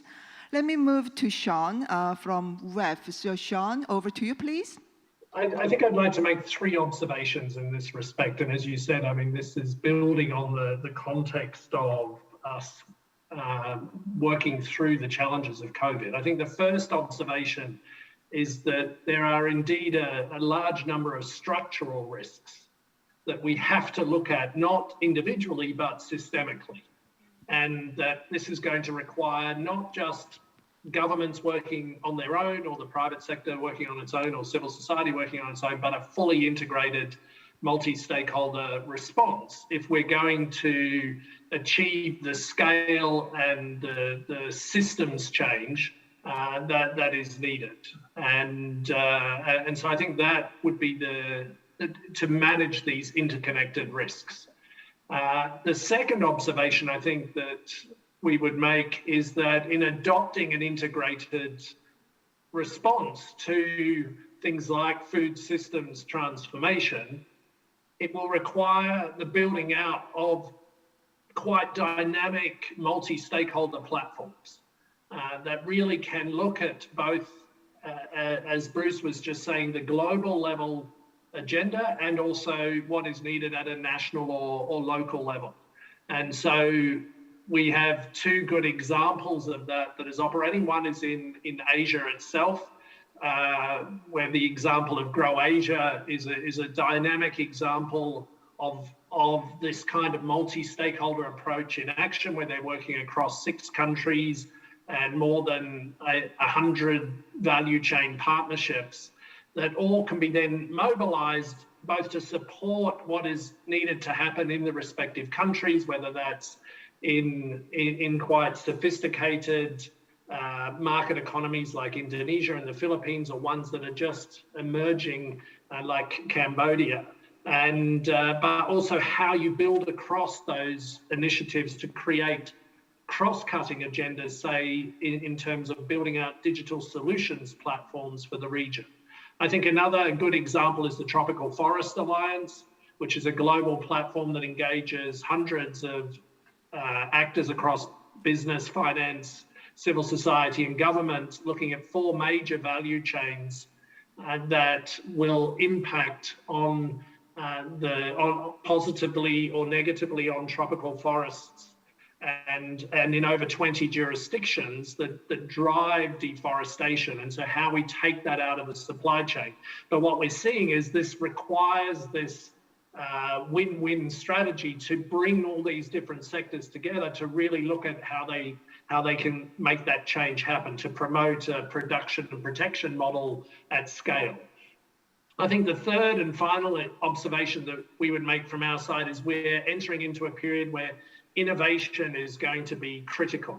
Not just innovation in the classic technology sense of that, even though that's important. Our research has shown that in the food and agriculture sector, there's at the same time as when the health sector had $145 billion invested into it with 18,000 startups, the food and agriculture sector had 14 billion, so 1/10 of that, with maybe just 1,000 startups. And so what we're seeing is this huge opportunity for innovation, but thinking of that innovation not just in the digital or data sense, but looking at innovation around knowledge, around bringing in local knowledge, around institutional innovation, social innovation, and also the sorts of innovations that's going to be required in building out an ecosystem approach, particularly at a country and regional level. How do you support building out ecosystems that will drive this innovation, that will allow us to take this systemic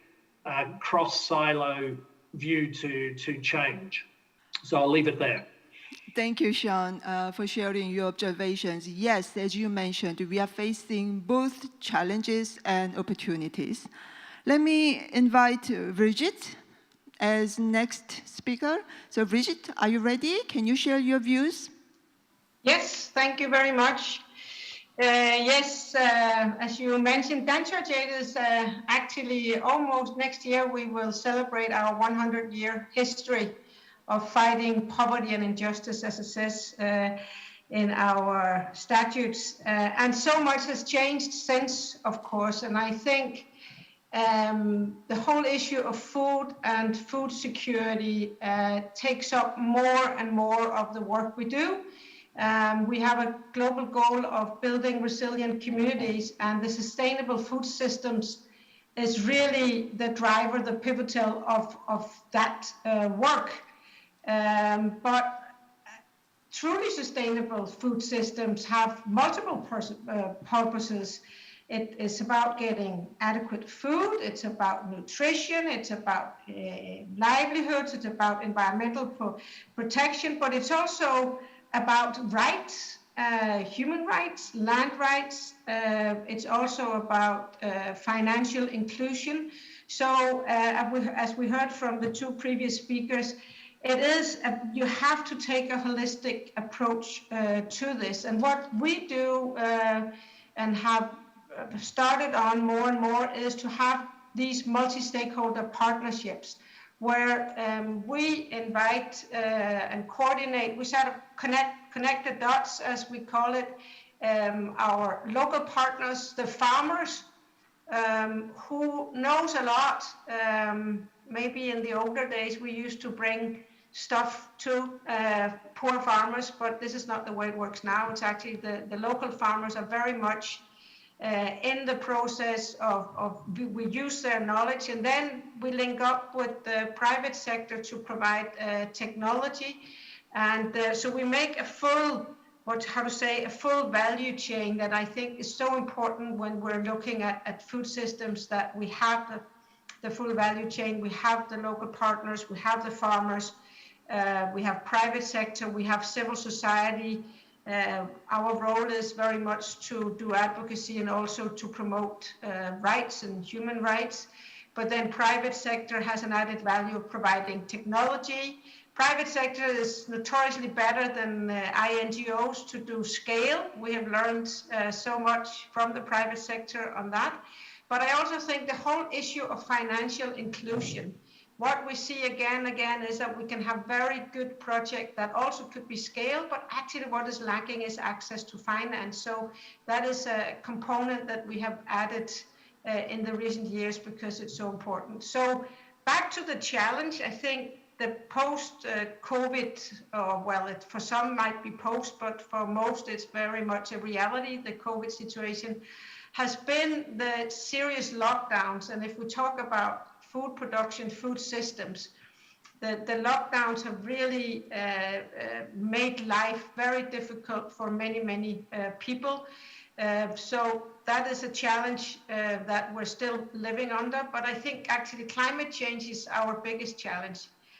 For every trip I take to sub-Saharan Africa, things we thought worked, agricultural production that was resilient and so forth, is we kind of have to learn why we run, and this is why this has to be a multi-stakeholder partnership, because it's the climate change that is really speeding up or accelerating the need to do something, and do something quite fast and in very good partnerships. Thank you. Thank you, Brigitte. Thank you for sharing your organization's efforts, particularly to promote holistic approach, multi-stakeholders partnership, and ensuring sustainable whole value chain of food systems. Thank you. And let me invite Klaus. Klaus, you are representing the private sector, so please share your thoughts. Yeah, thanks a lot, Jenny. And first of all, a big thanks that I have the opportunity to speak at the P4G conference. It's really a great honor and a big pleasure for me.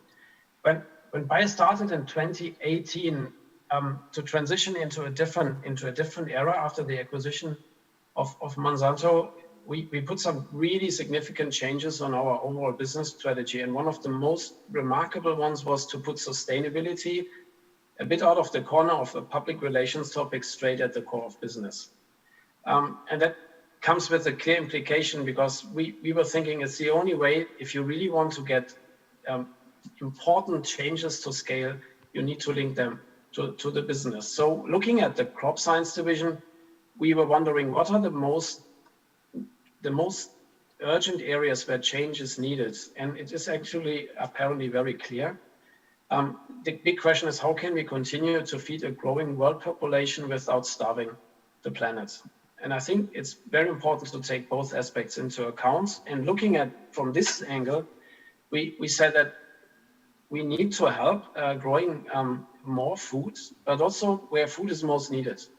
So from that angle, we put out a commitment to support and empower 100 million smallholder farmers in the next 10 years in low and middle income countries with the highest priority. On the preservation side, preserving biodiversity and fighting climate change, we also put out, I think, two quite significant commitments, which are to reduce the environmental impact of crop protection and also the emissions of greenhouse gases on the fields of our customers by 30% both in the next 10 years. And now that those commitments are done, it's the easy part. Now the implementation is the really exciting part, because now I would say the challenges also turn into the opportunities. So I talk about challenges and opportunities at the same time. We need to transform those sustainability directions into business models for farmers, because otherwise they will not be adopted. And for example, if you talk about climate resilient systems, we need to offer farmers opportunities, tools, solutions to go into climate smart agriculture with an increased benefit and profitability. And the other one, which I think is also tremendously important, if you look into what are those challenges and opportunities from a COVID perspective, we have seen where the food system has gaps now in the lockdown phase. I think it makes it very clear where we can take action first, because we talk even more about resilience than about sustainability today. But I think that's also more an opportunity where we can take the right learnings for the future. Thank you.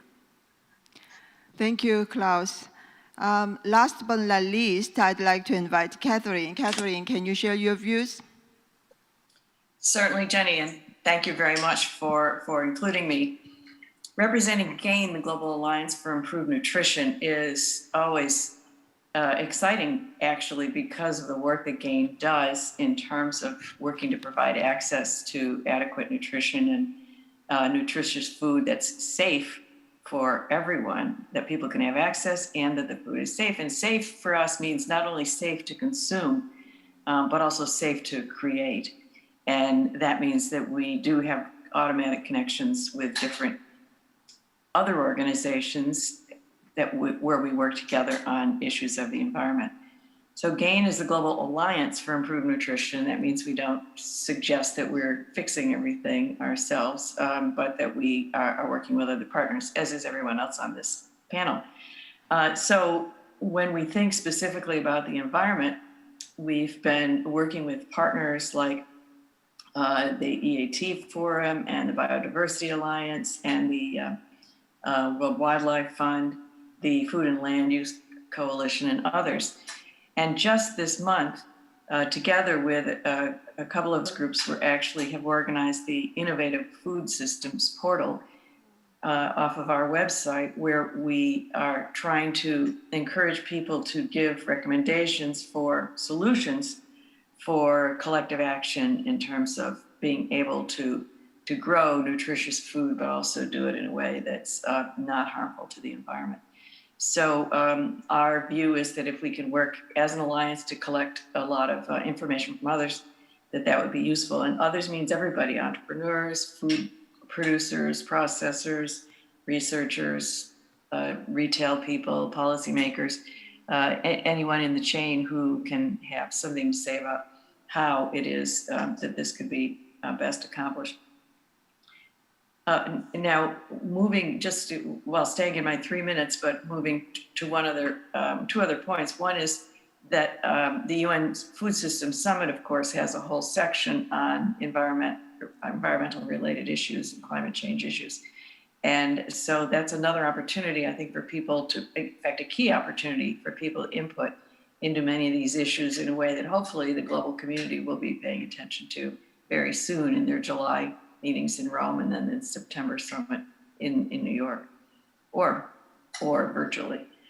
And then the final point is to piggyback on something that Sean had said about working in the environment and using local connections and knowledge. There's one population that knows more about what's going on locally in the environment than anyone else, and I would submit that those are in the developing world are rural girls. The rural girls in the global south carry a big burden in their homes, and part of that burden is to find firewood and water in many, many cases. So more than anybody else, I think, in the community, these girls know what the status is of the water and the creeks and rivers and lakes in their community, what the status is of the places where they might be able to find firewood, and therefore of the forests and the trees. So they seem to be a very untapped resource.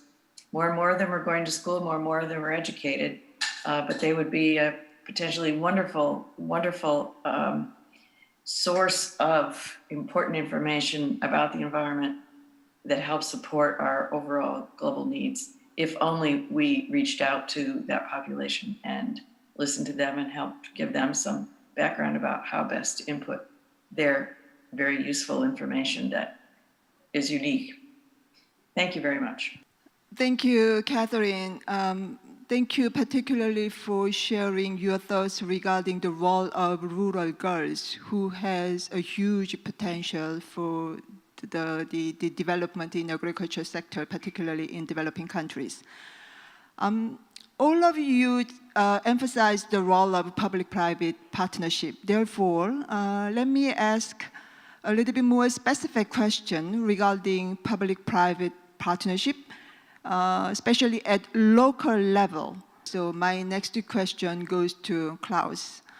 Klaus, from private sector's perspective, what do you think is the biggest challenge in transitioning into climate resilient agriculture in developing countries? Over to you, Klaus. Thank you, Jenny. I think that climate is really prioritized on our agendas in our industry. We will need, of course, find systems which work for smallholder farmers. So we cannot simply transfer what is developed as climate smart agriculture in the broad acres, in the big fields in the Americas, simply to India. But I think there are tremendous opportunities. I would even start with the yields again. If farmers will be able to produce a lot more on the same area, for me, it's a very important contribution because it avoids transformation of more land into agriculture. This is something which really needs to be avoided. And that's why I believe sustainable intensification is necessary. But as Sean said, we will find ways to also incentivize farmers in Asia, for example, for climate smart practices and generating additional value income streams for them for climate smart practices. Could be by generating carbon credits through carbon sequestration, could be maybe by insetting if the food value chain will incentivize and pay a higher price for food which is produced at low carbon emissions. So I think there's many opportunities, but it's absolutely important that it's tailored to the conditions and the opportunities in the countries. And therefore, we will need to do this in a lot of partnerships as well. And also, of course, governance will come into play, but everybody should start on his own and not wait for others to take the lead. Thank you. Thank you, Klaus. My final question goes to Brigitte. Brigitte, I would like to hear your view about local farmers' role in building sustainable food system and improving nutrition. Because many panelists, they touched upon the roles of local farmers. So what is your organization's strategy to effectively engage local farmers, particularly in vulnerable countries, to enhance their role and ownership in food security and nutrition improvement efforts? So over to you. Thank you. The short answer, I think, is to make it worth their while. Farmers have been traditionally growing in a particular way, and they're very concerned if you start to introduce new crops, what will happen if the harvest fails? We don't know this crop. We have tested quinoa in Ethiopia, and it's been a long journey, but this is just an example, to talk to the farmers and work together with them and with our local partners in growing this crop. And then to make sure both that they would eat it. I mean, we all know that we have our favorite foods, and we all know some of us might not like quinoa. So there's a lot of work in how can you work with foods that are new and make sure that it's actually used, but also how could you work with it as a cash crop?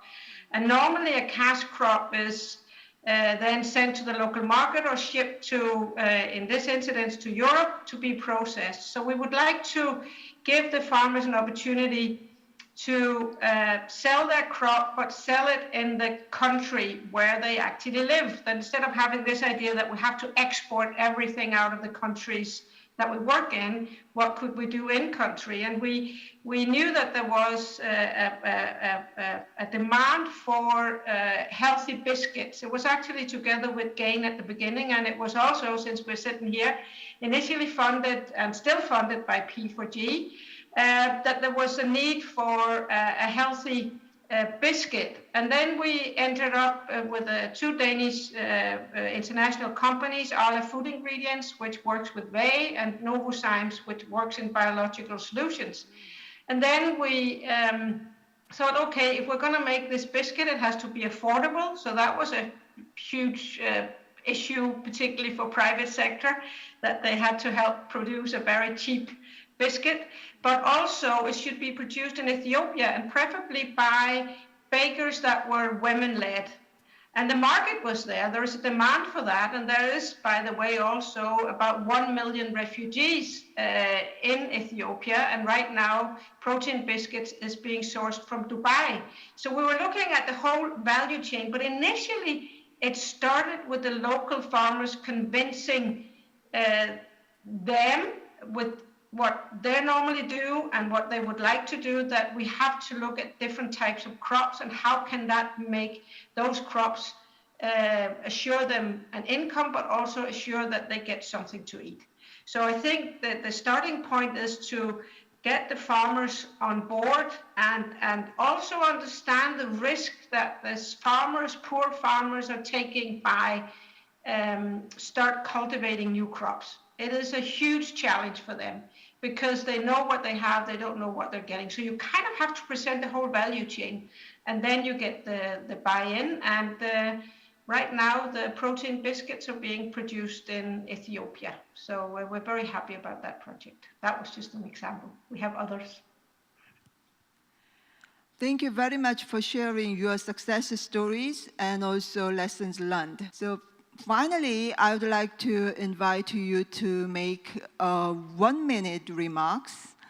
What is, in your opinion, the most urgent action or the most important barrier in building sustainable food systems, particularly under the COVID-19 pandemic? Because all of you mentioned the significant impact of COVID-19 on food system and agriculture. Therefore, what is the most urgent action or most important barrier to be overcome? So can I invite maybe Bruce first? Bruce, over to you. Just 1 minute, please. I'll be very short.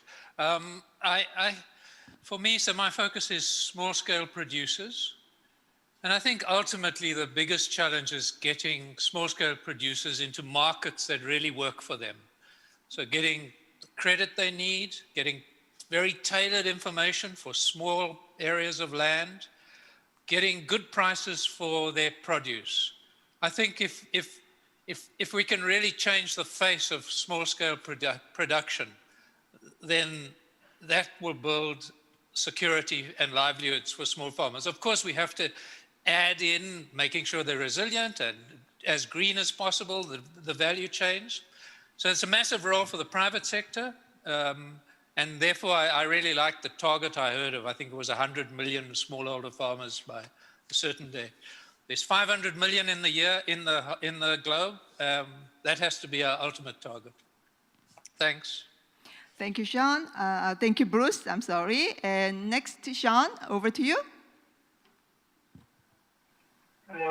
In many ways, I would echo what Bruce has just said, in the sense that I think supporting smallholder farmers through what will be a quite challenging food systems transition, but so important for the world, is going to be absolutely critical, and providing them the tools that they need and the incentives that they need to make that transition possible is such a key agenda for us as a globe if we're going to really create the food systems that are healthy and sustainable for the future. And the other piece of that, I think, is the role that we need to put on innovation. I can just not stress this enough, that it's going to require innovations in policy, in the way that we work across silos. It's going to require a lot of rethinking of innovation in terms of how we use digital and data technology around local knowledge systems. And so how do we build up those local innovation ecosystems in a way that allow local communities to really harness this innovation, to be able to leapfrog and to make the jumps that are required so that we can really sustainably change food systems. Thank you, Sean, for sharing your emphasis on innovation. Actually, at next agenda, we are going to discuss further about the role of innovation and technology. Let me invite Bridget. Can you share your view? Yes, thank you. And I won't repeat what the previous speakers have said. I agree, but I would like to go back to food loss. 1/3 of all food produced in the world is lost. And there, we really have to think about what to do. In developing countries, it's lost in the field and the way to the market. There is no way of storing, a lack of storage facilities, lack of cold chain, so you lose the food. And in the richer part of the world, and in my country, it's in the retail, the supermarkets, and it's the producers at home. So we need to be much more focused on the fact that 1/3 of all food produced is actually being lost. There's a huge gain and a huge win. So, and thank you, Catherine, also for bringing it up. In Denmark, we have made something we call We Food stores. It's not for free, it's to buy. It is food that would otherwise be thrown out. There's nothing wrong with it. Maybe the tin is a bit bumped, or maybe the flour will, you can only keep it for 3 days. So what people do is they go into these stores, and this is about food waste. It's not about poverty, it's about food waste. So people go in and buy for cheap prices because they want to do something about food waste, see what they can get, and then they move on to the supermarket. And I think that whole way of thinking about food loss, and then we have a whole storyline saying, okay, there's actually a lot of people in the world who don't have enough food. So it's also about making a movement, but really the small-scale farmers need predictable and good value chains in order to get an income and in order to produce food that is not lost in the fields. Thank you, Birgit, particularly sharing your experience to reduce food waste, which is a very, very important issue. Catherine, finally. Thank you. I want to talk about something totally different. Well, almost totally different. It starts with nutrition, and the fact that I don't think we collectively yet understand the importance of nutrition in people's diets and in their health. And I'm hopeful that the COVID crisis, one of the few silver linings that we might see from it, could be that people see that so many of the people who got ill had some sort of underlying condition, many of which were because they didn't have the right kinds of food to eat over their lifetimes. And that's whether they come from rich countries or poor countries. But the importance of adequate nutrition, I hope we can use this as a teachable moment about why it's important to eat the right kinds of food for one's whole life. That having been said, the second issue that I think is critically important to this question is that we don't have a real focus from almost any of our governments on nutrition. And instead, we have health ministries and agriculture ministries who kind of do their own thing and might or might not think about nutrition. They might think about it if they're thinking about food, but they don't think about it if they're thinking about health or medicine necessarily. They don't think about it if they're thinking about what crops to grow or whether to fortify them or how to prepare them for the market. And this is a global issue. I often think that the agriculture people and the health people both think, when they're made to think about nutrition, they say, oh yeah, that's in our portfolio. But they don't do anything about it, either of them. So individually we have to pay attention to nutrition, but collectively our governments have to find a better way to send the messages, not only to their publics, but also to themselves about what the governments need to do to be promoting nutrition issues in their own ecosystems. Thank you. Thank you for emphasizing nutrition issues. So, and then finally, I would like to invite Klaus. Klaus, please share your view. I take the farmer's perspective, and not only the smallholder farmers, all farmers in the world. I think it's where COVID and climate change connects, is that it creates unprecedented events to the farmers. Could be weather events, could be lack of workforce, could be a disruption of the supply chain and the markets. This is, I think, where we need to help the farmers. The farmers are not, wherever you look, not only in the low-income countries, farmers have not a lot of room to maneuver in terms of profitability. So I think it's a matter of innovation and support that we help them to overcome any of those crises. And I think COVID is now 1 or 2 years, but climate change is increasing. It's on the rise, and you can see it. At least in our geographies, you can really see it every summer. that it's changing the opportunities and it's putting massive challenges on the farmers. Thank you, Klaus. Thank you very much, all panelists, for sharing your wonderful experiences, lessons learned, and inspiring stories. Now we conclude our discussion on the first agenda.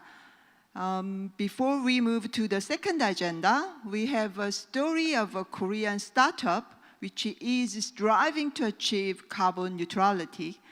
So here is Ms. Min Keum-chae, CEO of 지구인 Company.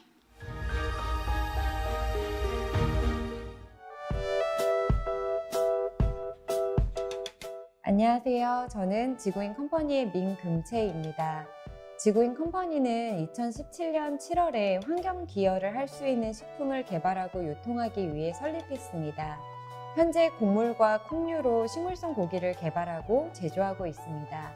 언니미트, 슬라이스, 민스, 패티, 풀드 바비큐 4가지 제품을 상용화했고 국내뿐만이 아니라 중국, 베트남, 미국 등에 수출하고 있습니다.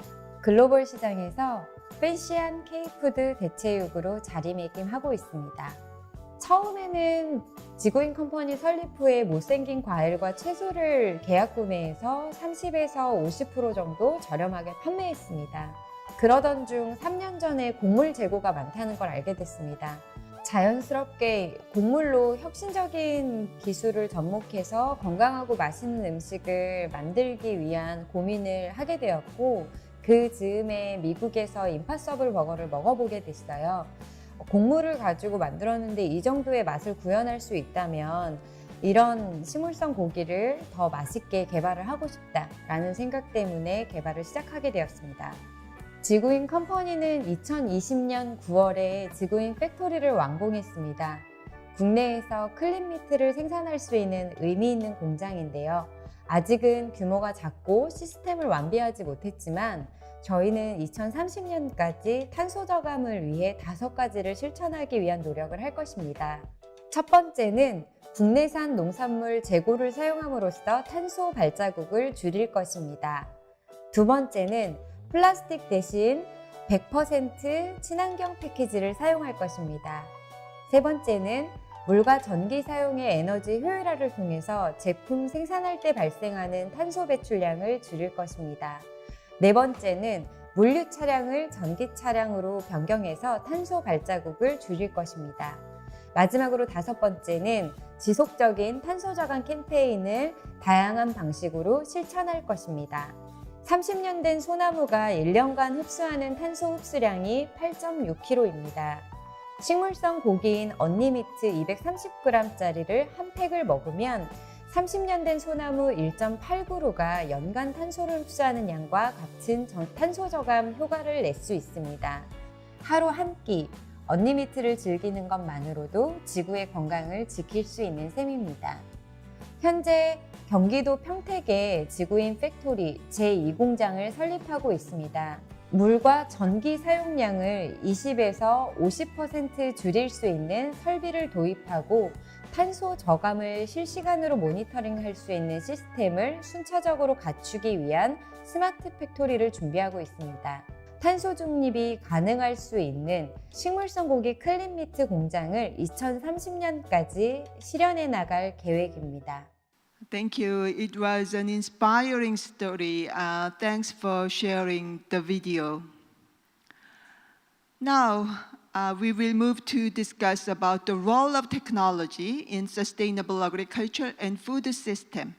There is a widespread perception that using innovative technology to achieve net zero in food and agriculture is only possible in developed countries and not relevant for developing poor countries. Do you think this is true or not? Please explain why you think so. If you can provide any examples to support your view, that will be very useful. So let me invite Catherine first. Catherine, are you ready? Over to you. Sure. I'd like to give an example of a kind of approach that works in Africa that certainly could be replicated, not only other places there, but elsewhere. And innovative technologies is maybe even a more aggressive word that I'm using. These are basic technologies. But I think my answer is going to be that farmers are interested in learning new techniques to help make them more productive and help them earn more money, and that whether they're cutting edge or whether or not there's basic technologies that farmers have not had access to before, it almost doesn't matter if they have access and training and find that these are things that they could use. So the example I'd like to share is with AGRA, the Alliance for a Green Revolution in Africa, which is currently led by Agnes Kilobato, who also happens to chair the UN Systems Summit.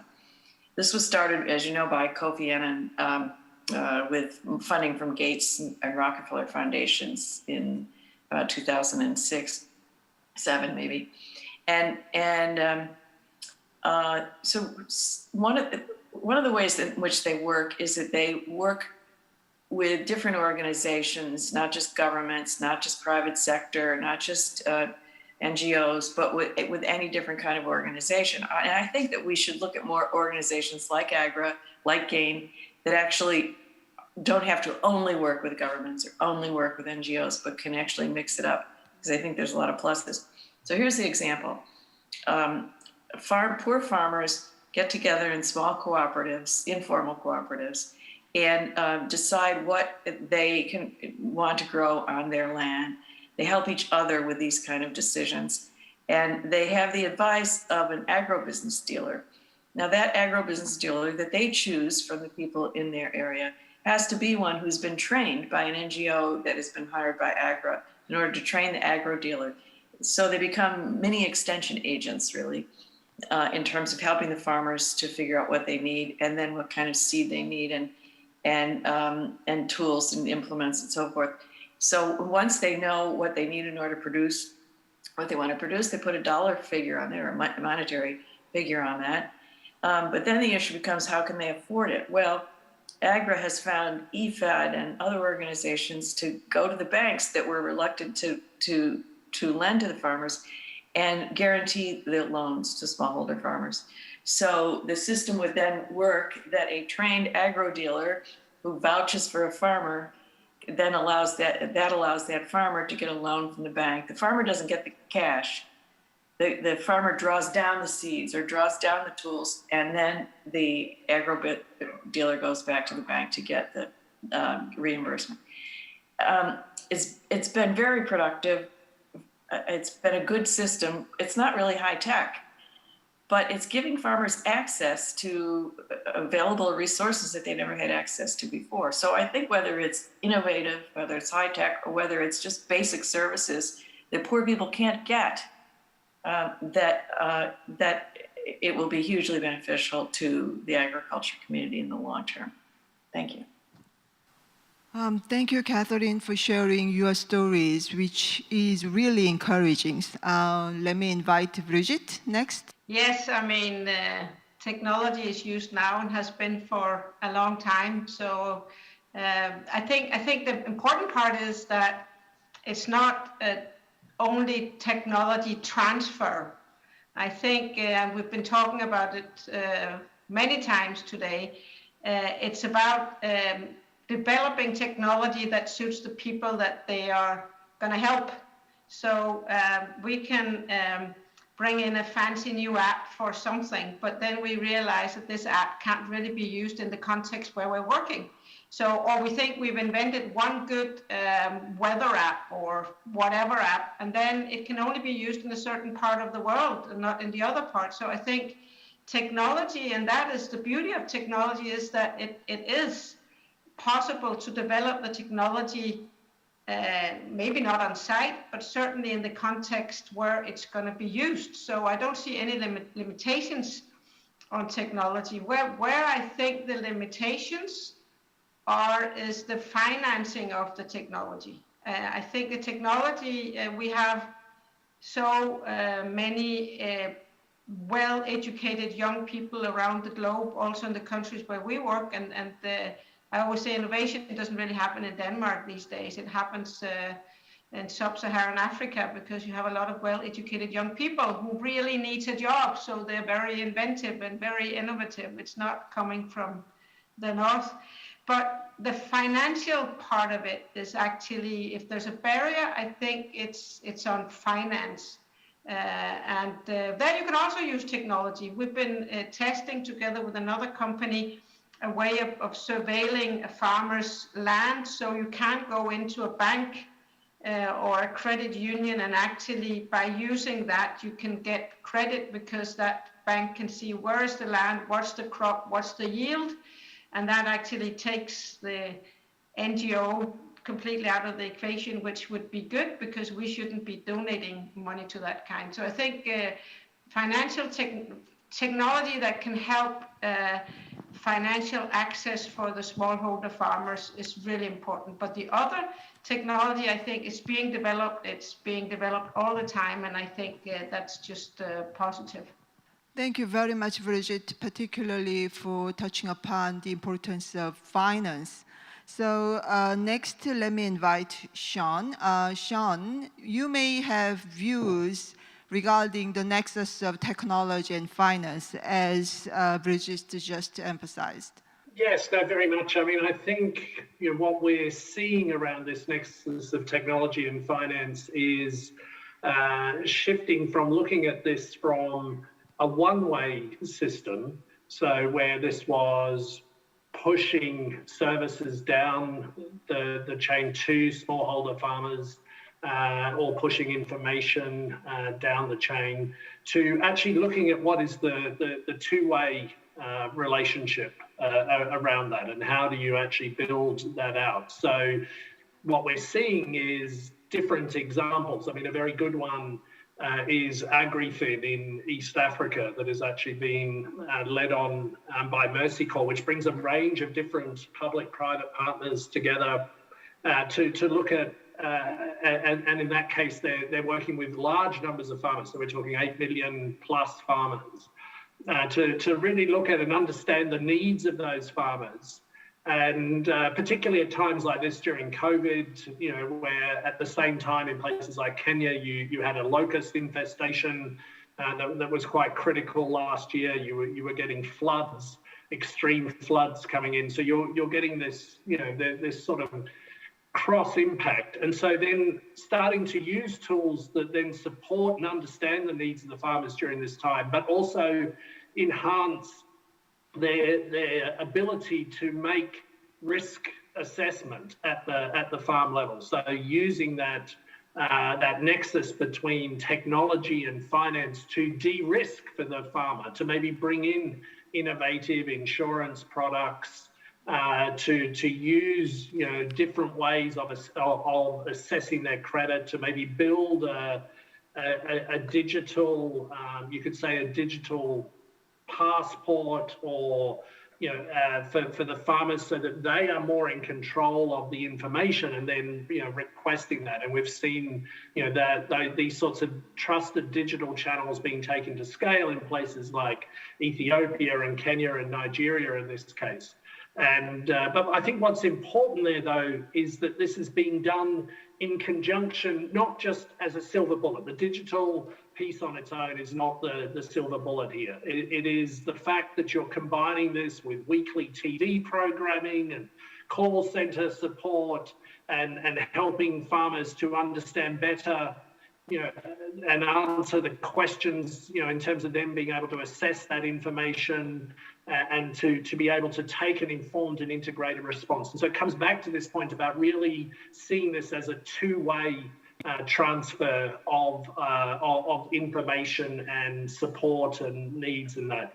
And that's really at the hub of this nexus, as you said, between finance and technology and local innovation. Thank you very much, Sean, for sharing your thoughts. Yes, so all of you actually emphasized the role of technology, even in developing countries. However, technology only is not a silver bullet. So as we discussed in previous topic, holistic approach is really important, and every stakeholders, they must play their part. Let me ask next question, particularly regarding research. So my question goes to Bruce. Bruce, CGIAR is a global research partnership for food security and nutrition improvement. How do the research products contribute to making real low carbon transition happen in agriculture? So I'm asking the nexus between research and real change. So to materialize the change, what should be done? What are your suggestions to other stakeholders? Over to you, Bruce. So I think, you know, as researchers, the one things that we can do is think about the future, look at what we've currently got, make projections. So I think one of the really important parts of research is strategizing about how do we get to a 2-degree world? What do we have to do in agriculture and the food system? And I'd go back to other speakers and say that it's not only going to be on the production side, that we have to tackle production, we have to tackle consumption issues, and we have to tackle food loss and waste equally. In the research area, let's take the production side, then where are the real opportunities for making a difference? And so that's one of the tasks of our research groups. And, you know, essentially the real key places are rice production, methane production, greenhouse gas emission production from rice is almost at the same level as the global aviation industry. So that's a big one to tackle. Livestock, and livestock numbers are growing in the global south. How do we reduce greenhouse gas emissions from livestock? And then putting carbon back in the soil is another crucial one, and reducing deforestation. So sustainable intensification, which Klaus mentioned, are crucial. So we're working on all those different areas. For example, the rice example, the initial research was done by the international research organizations and national partners looking for ways of reducing greenhouse gas emissions from it. And I think what they found is super exciting. In the livestock area, there's how do you change the feed? In Kenya, for example, they're using agroforestry products to feed to livestock, improving the health of the livestock, which actually improves the efficiency of production and reduces the greenhouse gas emissions per unit of milk production. And the agroforestry is also putting carbon back in the system as well. So there's all these kinds of examples. But then how do you make it happen in the bigger world? Let's not just write papers. We really have to work with stakeholders in those systems to make it happen, as we've indicated before, having these real multi-stakeholder, outcome-oriented partnerships. Thanks, Jen. Thank you very much, Bruce, particularly for sharing your success stories regarding greenhouse gas emission reduction through research efforts. Let's talk a little bit about malnutrition. So, Catherine, I'd like to ask this question to you. Malnutrition should be addressed, taking into account both demand and supply sides. Food choices are influenced not only by price and availability, but also people's knowledge, community tradition, culture, and convenience. So please explain what actions your organization is taking to alleviate malnutrition both in supply and demand side, considering sustainable food production and consumption. Actually, at the previous topic discussion, you briefly touched upon the importance of malnutrition. Therefore, please elaborate what actions your organization is taking in alleviating malnutrition. Over to you, Catherine. Thank you. Thanks very much, Jane. Very good question. There are several points that I'd like to raise. First of all, just to understanding GAIN programming, most of what we do is global as it relates to promoting policies and promoting best practices and going into more depth about many of these issues. So some of my points I will use to answer your question are more global. And then, of course, we do have some operations in some countries, which I will get to in a minute. So I've got 7 points on this. One is that I mentioned earlier, this innovative food systems portal, now that's been put together with several other partners, and where we hope that it will help to gather information and best practices and proposals for how we can have more collaborative efforts to work together on building better nutrition as well as the safety of the environment at the same time. The second is on understanding some of what you asked in that question, Denny, is that we realize that there has to be a consumer desire for better foods, for more nutritious foods. And so that is something that the organization looks into through survey research and through working with some academic institutions in order to better understand what consumers are looking for, and then try to help define what that means in terms of nutritious food availability, especially in the global South. 3 is that we are working with regulators and on policy matters as it relates to efforts to curtail unhealthy foods where it's possible to do that. 4 is that there is another new program with 5 other organizations called Demand Generation Alliance.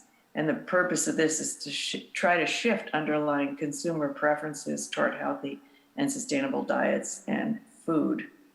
And one piece of this also is the school feeding network, because of course many millions of children are fed at school, and trying to ensure that those are healthy meals that fit these criteria are important as well. 5 is that we're relying heavily on this UN Global Food Systems Summit as a way to break down some of the silos that have come up over the years. And we certainly hope that there could be some really aggressive new creations of whether it's institutions or operations or different ways to go about ensuring that the food system is working and working properly. We're interested in all of the above. 6 is this, in this global food space, there's been a lot more attention on youth lately, and I think it's really been very exciting. For instance, the summit, the vice chairs of all of its subcommittees are high school age teenagers, and there's a lot more involvement with different youth organizations, and we are certainly promoting that and working with the group of young leaders to be able to help them to push governments and businesses and others on issues of adequate nutrition and paying attention to climate, environment, health, and so forth. So that's a welcome new program, new idea. And then finally, yes, in the countries in which we operate, we work closely with local partners, and they include governments, NGOs, other kinds of systems in each country, in order to help develop innovative programs for developing nutritious and environmentally safe food. And then as another subset of this issue of national, I understand, and especially with Birgit on the line, that the Danish National Food Systems Dialogue is one of the ones people have been talking about as a process that's coming up with a lot of good ideas based already in part on what's happening in Denmark, and that they might end up being useful as models elsewhere. And then in Korea, I mentioned food banks before, but probably the most mature food banking system in Asia is the Korean food banking system, supported by the Ministry of Social Work in Korea. But it feeds hundreds of thousands of people as a social safety net, especially seniors and children. And as I mentioned before, I think the food banks have been around for a while. at this point, especially with COVID, they're increasingly important to be able to reach people that otherwise don't have access to adequate food. And they're a great tool to be able to decrease the amount of food waste. Thank you. Thank you, Catherine, for sharing your organization's actually 7 strategies. By the way, just like you, I'm also looking forward to the World Food Systems Summit this year. That will be a wonderful opportunity to gather global commitment on this matter. We have one recorded question from the audience. Therefore, let's listen to it first. Hello, this is Dr. S.M. Morris, Head of Capacity Building and Development Projects Division, African, Asia and Rural Development Organization, ARDO.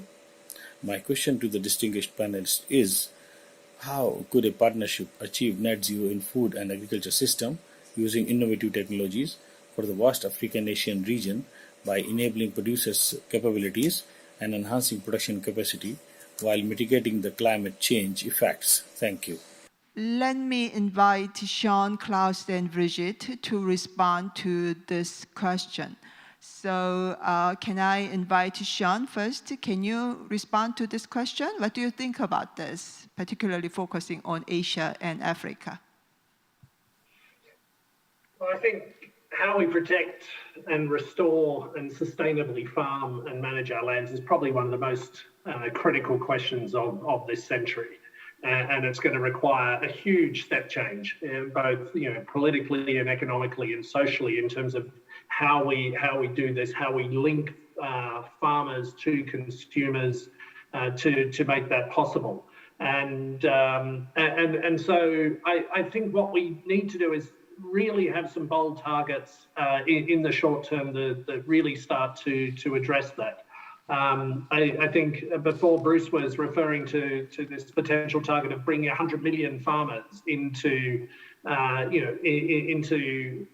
supporting them around net zero transitions, and then looking at how we engage the whole 500 million. But initially, even if we could create that tipping point of 20%, that are actively brought in, that are able to draw down carbon onto their lands, that are being rewarded for that, but for other services as well, eco services around that in terms of water management and the use of agroecology and regenerative agriculture and things like that. Coming up with the partnerships and the innovations that will get us to that 100 million farmers across Asia and Africa is going to be absolutely critical. It won't just happen on its own. It's got to be really proactively managed, and there's got to be incentives put in place so that farmers can see that they can make the shift on their land that is needed for that to happen. So absolutely critical challenge. I think this is something really bold, and I'm really looking towards the UN Food Systems Summit and other major international platforms like the COP meeting, COP26 at the end of the year, to really address that challenge and to allow us to collectively build to that scale. Thank you very much, Sean. Can I invite Brigitte? Can you share your views about this question? Yes, thank you very much. I think Sean already said quite a lot.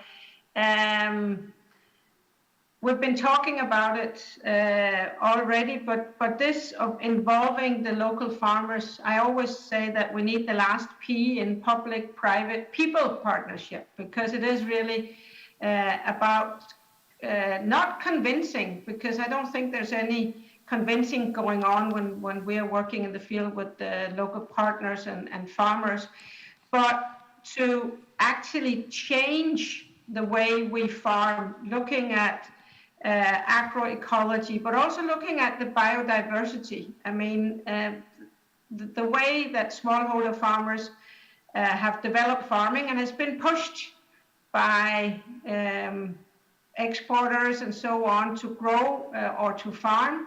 I think we need to get back to what they used to do. They used to be very good at using fertilizers, which are not poisonous. They have a lot of techniques from before we can use again today. So I think The issue is really scale. How do we bring this to scale? Because it can't be 4 villages. It has to be 1 million farmers. It has to be 5 million farmers. But I think that there is a momentum and an understanding. And I also think that there is finance in the system to do this. I think what we need to do is to be better at not only sharing all our abundance of knowledge at these conferences, but actually do things together much more systematically, because a lot of good things are happening already. So I think it's already happening, but I think we need to be more systematic in not reinventing the wheels in the various platforms we're sitting in or what we're doing, and then it needs to go to scale. But we need to include the farmers. The farmers must be at the center of this, because they're also the ones taking, as I said before, the greatest risks in this. Thank you very much, Bridget. Finally, Klaus, can you share your response on this question? Yeah, maybe quickly on 2 initiatives. The first one is something which we are rolling out in Asia. And I think here the purpose is really to connect different partners who can help farmers in one central connection point, because that makes things really efficient. So physical points, we call them the Better Life Farming Centers, where we help from the buyer angle, but where we will have also other companies, for example, providing access to better irrigation systems, to fertilization systems, very important finance systems, it was mentioned several times.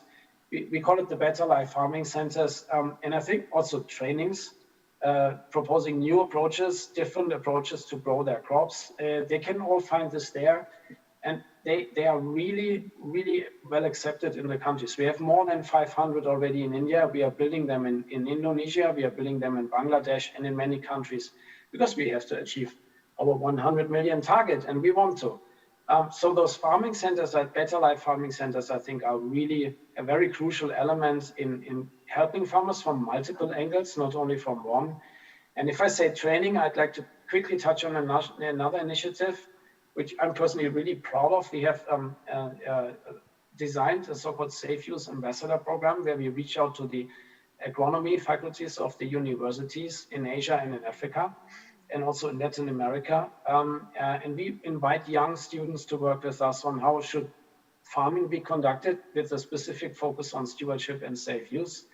All those elements on container management, obsolete stock management, the appropriate use of crop protection, and then they go back to their villages, and sometimes they send us really interesting videos back on how they were interacting with their communities and trying to bring the new knowledge into their communities. And we had a virtual meeting last year with almost 1,000 participants, also government officials joining in, and universities, directors joining in. I think that is really taking off. It's a joint effort. It's a real joint effort to come to more sustainable practices. And I think those 2 initiatives are just 2 examples where it's all about the right partners. Thank you. Thank you very much, Klaus, particularly for sharing your initiative to invest into new generation, young people.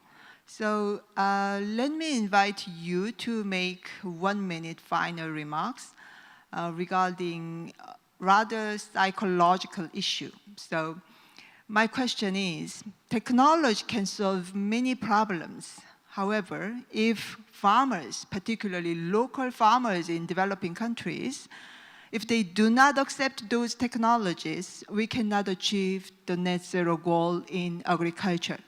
So what do you think is the most crucial action to involve local farmers in these efforts towards net zero in agriculture? Many of you already touched upon the role of local farmers. So what action should be done to invite them as a key actor in the efforts towards net zero? Maybe Bruce, can you start first?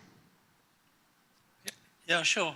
I think we've said it in terms of really starting working with the farmers and understanding their perspectives. I think that is the absolute crucial place to start. But then, of course, building on what they know, suggesting other things. But it's never a case of only working at the farmer level. Many people have said that already. One also then has to reach into the national policies, the governance issues, and those things. But I think it's really understanding what farmers want. Thanks. Thank you very much. Understanding farmers, yes. And Sean, can you share your view about this? So I think from where we see things, it's very much that, people first is going to be critical here, particularly as we look to rebuild out of COVID and how we do that. Putting farmers at the center is going to be key, but equally looking at the role and the importance of consumers in the cities that neighbour those farms is equally important. So how do we really ensure that we're listening to people and bringing them on board right from the very beginning? So we're not designing for people in a way that is actually not beneficial, but we're actually engaging people from the outset to be designing systems that actually work for them. And that allow them to participate and engage in the fullest in something that's so important for all of us. I think having food systems that are nutritious and sustainable, and making sure that people are fed well and nourished well, and the planet is able to thrive, brings dignity to everyone. This is something that that is at the heart of what we do every day. And so seeing the importance of the people in that is absolutely critical. Thank you. Let me invite Klaus next. Klaus, can you share your view about how to convince farmers, local farmers? I have to say, I'm not a big fan of thinking that farmers are super conservative people, much more conservative than others. In Bayer, we organize every 2 years a Youth X Summit where we invite 50 to 100 young farmers. And I have to say, it's not that they learn from me how modern agriculture should go, but I rather learn from them. They are extremely excited. They are entrepreneurs. I have a huge trust in the next generation of farmers. They've been growing up with all the digital tools, which I didn't. So I think there's a huge potential. We need just to help them, to connect them to what they need to have. We need to give them the access which they need, and we need to very carefully listen, it was mentioned before, to their clear and specific needs in their countries. But I have a huge trust in the farmer next generation, also in the current generation, but even more in the next, that they will take it to the next level. Thank you. Thank you, Klaus. I share your trust as well. Let me invite Brigitte. You already mentioned the public-private people's partnerships. So you may have good idea how to get the farmers' trust regarding technology. But I must say, like Klaus said, I don't see the farmers as the obstacle. I think if you create incentives for farmers so they can survive, as a young man and a young woman wants to create a family and having to do farming, then they want to have a good life. They want to do better. So what I think we can do is provide some knowledge, training, finance, and so on. I think there's no need to persuade. It's about creating the real incentives. If you talk to a farmer and say, listen, you can get a good yield out of your field by not using pesticides, by actually using organic fertilizers, they will automatically use organic fertilizers. So I don't think it's an obstacle. I actually think maybe sometimes my type of organization is the obstacle for not listening to what the needs are. The needs are to make a proper livelihood and to support your family and make sure that your children gets good education. And then we have to listen into that and then provide whatever we can in that context. Thank you very much, Brigitte. And I'd like to invite Catherine. Catherine, not only technology, malnutrition issue, also farmers' actually participation is crucial. Therefore, can you share your thought about this question? Yes, we all agree, farmers first, but it is, as Brigitte said, people first.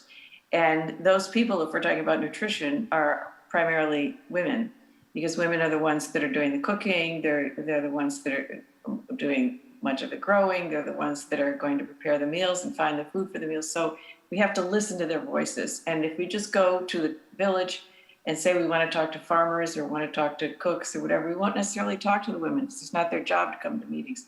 We have to go to them. We have to understand what their needs are.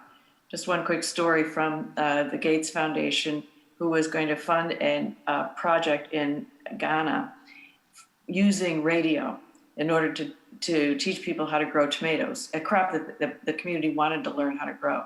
And so they planned all the radio shows, they planned everything about how it would work each week, telling people new things. And of course, the women are the ones that are going to be doing the planting. So they had one question. They knew everybody had a radio, but they had two really important questions to ask about the radio. One was, when do you listen to the radio? And the second question was, if the husband and wife listen to the radio at the same time, who controls the knob? So without the answer to that question being women, they were going to waste a lot of time on that program.